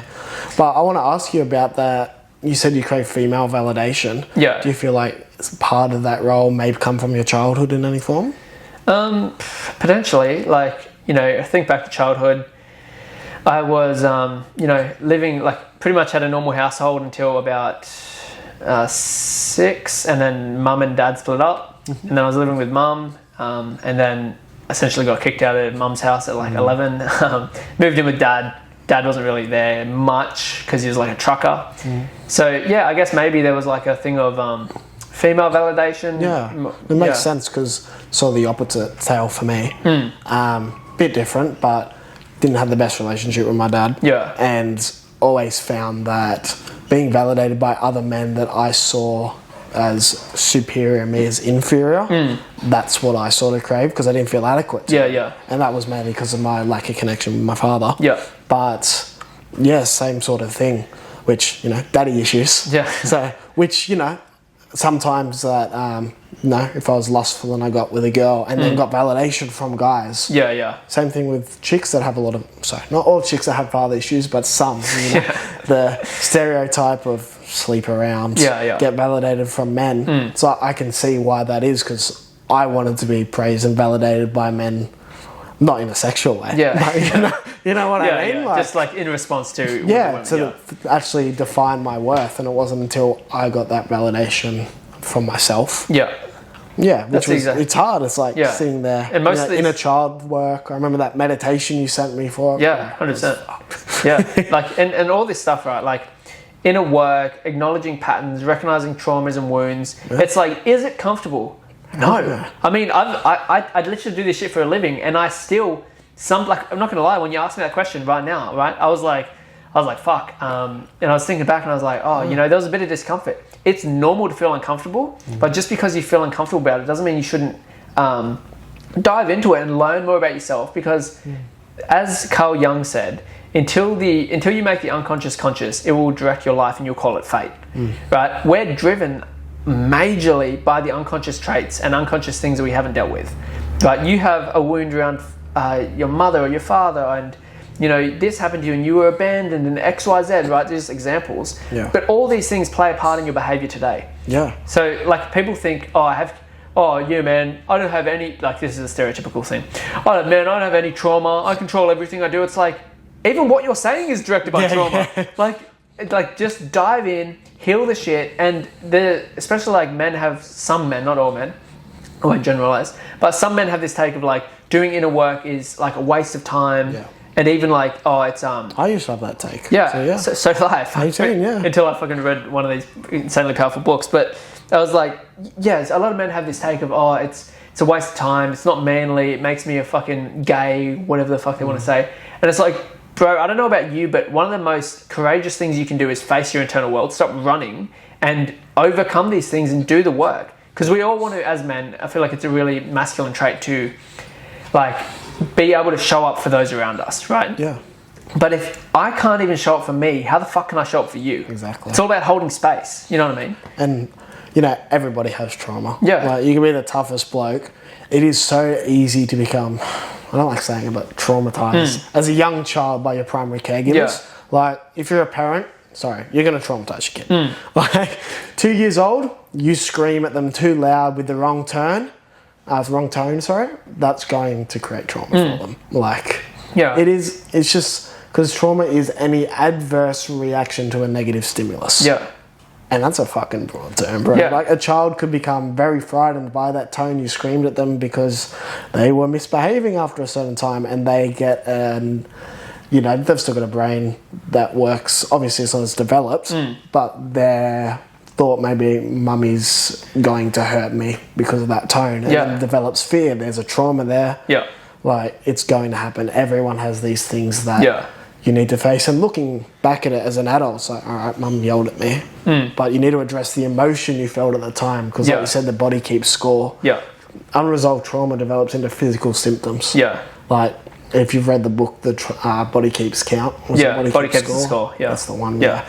I've read parts of it. Yeah. And you get physiological manifestations of trauma. 100%. Yeah. And I want to provide like a counter take on that. So like on one part, I absolutely agree. Like as I was just saying, fucking dive in, like learn about yourself, heal all these things. But in the other sense, I see sometimes people like they take it to the extremes, right? And they're always saying, like, they always have this narrative in their mind of like, I need to heal, I'm broken, XYZ, and they're literally looking for problems. Right, there's a great quote I heard the other day, which is basically, let sleeping dogs lay, or something like that. Basically implying, like, hey, do the inner work, dive into this stuff, like that's, is affecting you, or someone else told you. But if you are like, I need to access my Ashaic records because my 10 lives ago it's like, come on, bro. Everything's going so good in my mind, I'm going to sit down and meditate for 2 hours to find an issue. That's right, yeah. It's like, no, bro. And I just want to share that because as much as I love inner work, and I think it's so important, it's like, do the inner work that's going to positively impact your life now. It becomes escapism at a point. At some point, and procrastination of actually doing certain things. Yeah. Like, I can't get in a relationship yet, I need to heal. That's one that pisses me off.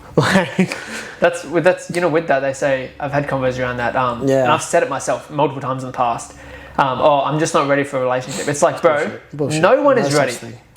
And like, no one is ready, and you get, literally, I see relationships as like spiritual training grounds.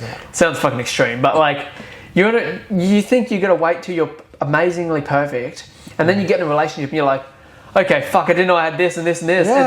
It's like, you help each other heal and grow through things.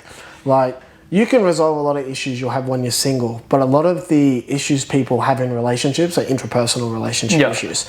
You can't identify them if you're not in a relationship. 100%. So, I feel if your body is at a place where you can form an emotional connection with someone and develop feelings for them, you're ready to date. Yeah. Like, you've probably got a lot of healing to still do, but that's your body saying, we're ready. Obviously, you're going to have to put in work together. Don't stop the inner work. Do it with them, and you'll have to put in extra effort, but you can't heal those issues if you're not in a relationship. Definitely. Right? Let's talk about a topic which I know me and you know a particular person very well. We're not going to mention any names, but how crucial is it to not jump from relationship to relationship to relationship? Okay, yeah. Right, so like I feel like when it comes to dating and stuff, you know, as we mentioned before, escapism, it can come in many forms. A lot of people just date and it's constantly escaping themselves, right? And I just think it's crucial to, so it's like a double-edged sword, right? It's like, yeah, you're never really going to be fully ready, but in the same sense, give yourself a little period of time to, and I feel like a good indicator of whether or not you should enter a relationship, in my view, is I think everyone should be okay in their own solitude to then be like, yep, cool, I'm cool within myself and I can hang out with myself without needing to escape. Now I'm going to start talking to someone else. Yes, definitely. Because outside of that, it comes from a place of, it's not I love this person, it's I can't be alone, yes. So I need them to fill the void, and that's unhealthy as fuck. No, you're very correct in that. And that's pretty much what I was going to say. Yeah. Like, you need to enjoy your own solitude and not, you know, seek comfort from other people. Like, how do I word this? I know the individual you're talking about. And I have a feeling it's not love. Yeah. It's really escapism, and it's pleasant feelings that get misinterpreted as love, and it's not a natural connection. Yeah. The connection is, you make me feel good about myself, therefore I like you. Yeah, yeah. Which like, is, it's desperation. It's a dog's equivalent of love. You feed me, therefore I love you. Yeah. You look after me, therefore I love... That's what it is. It's admiration, and it's egocentric.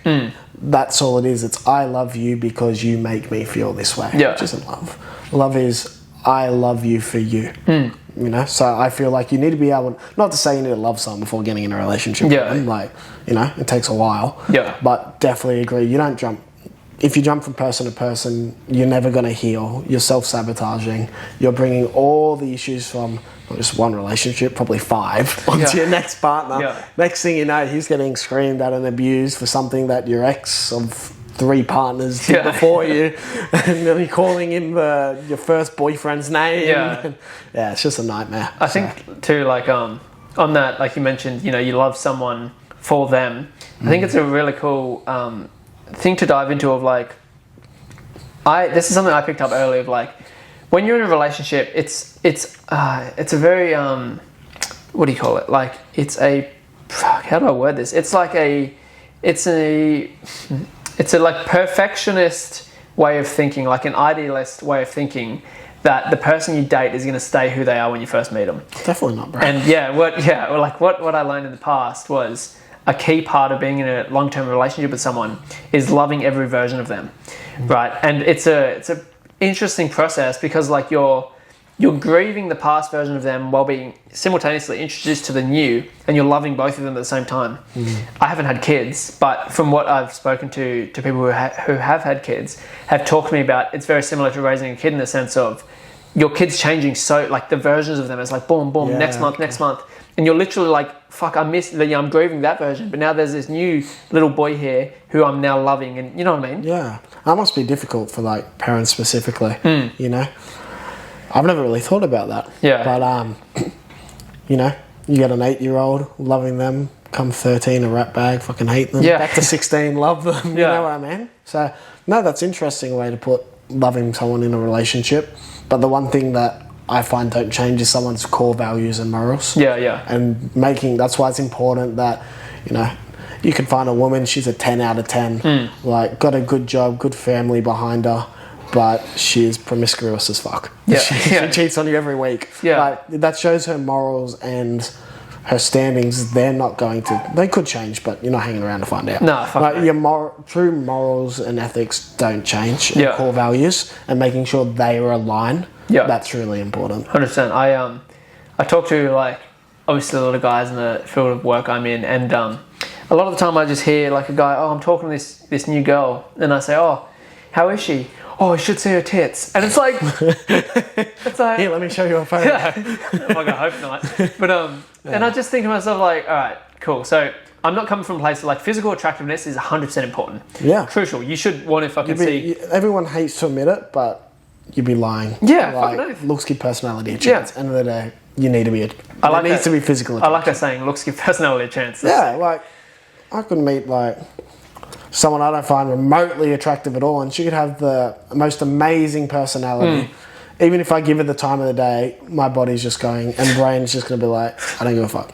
Like, which is, it's a fact. Yeah. Like, but I feel like when dudes are making sort of like decisions on like who they date, they should absolutely factor in things beyond the physical. 100%. And like I've like, have I dated anyone based on just physical? Maybe not dated, but definitely had like things with chicks where it's like I've entertained women before and had like a thing, call it what you will, situationship, where like I'm like, yep, keeping this girl around because she's physically fucking sexy as fuck, but like in terms of alignment, like talking to a brick wall. Yeah, in terms of alignment, connection, and actual like all this stuff, I'm like, we are not aligned. I just like, and a good little rule that I've implemented as of recently for myself is like, I literally ask myself a question. If sex wasn't a thing, would I want to hang out with this woman, right? And a lot of the cases, it's like, nope. And it's like, okay, see ya. And it's not to say like, whatever. But it's just like, when I get along with someone, I fucking really get along with them. Like, I don't settle for surface level shit. And so like, I'm not gonna just entertain people purely because I think they have a sexy body. It's like, it's got to be deeper than that. There's got to be alignment. There's got to be actual things. Otherwise, I'm betraying every other part of myself that craves deep connection just for the part of me that's like body, physical. Yeah. I know men have a refractory period. Yeah. Which I'm sorry. You know, like, yeah, you could have a chick over and it's just her body and she's like sexy, so you have her over, fuck her, whatever. It's like the moment you're nut, you're like, I want you gone. Call it what it is, bro. It's post Exactly, that's what it is. Like, we're trying to get scientific on me. That's what it's called. But, yeah, so I understand what you're saying completely. Yeah. Like, you need someone that satisfies both. Oh, 100%, yeah. Like, have that depth of alignment. And, I just feel like the body changes and, like, the body's going to change over the years. So when you're picking a partner, maybe look beyond her ass and her tits. Exactly. Like, I'm sorry to say, when she's 35, she's not going to be as attractive as she was at 21. Yeah, yeah. You're not going to be as attractive as you were 100%. At 21 either. So you need to look past that. Yeah, definitely. You know? But yeah, is there any questions you want to ask me before we wrap this up? No, man. I feel like I got a pretty good understanding from all that. Yeah. I'm just grateful for the opportunity to be here. Yeah, no, it was cool. Thank you, brother. Good to see you, man.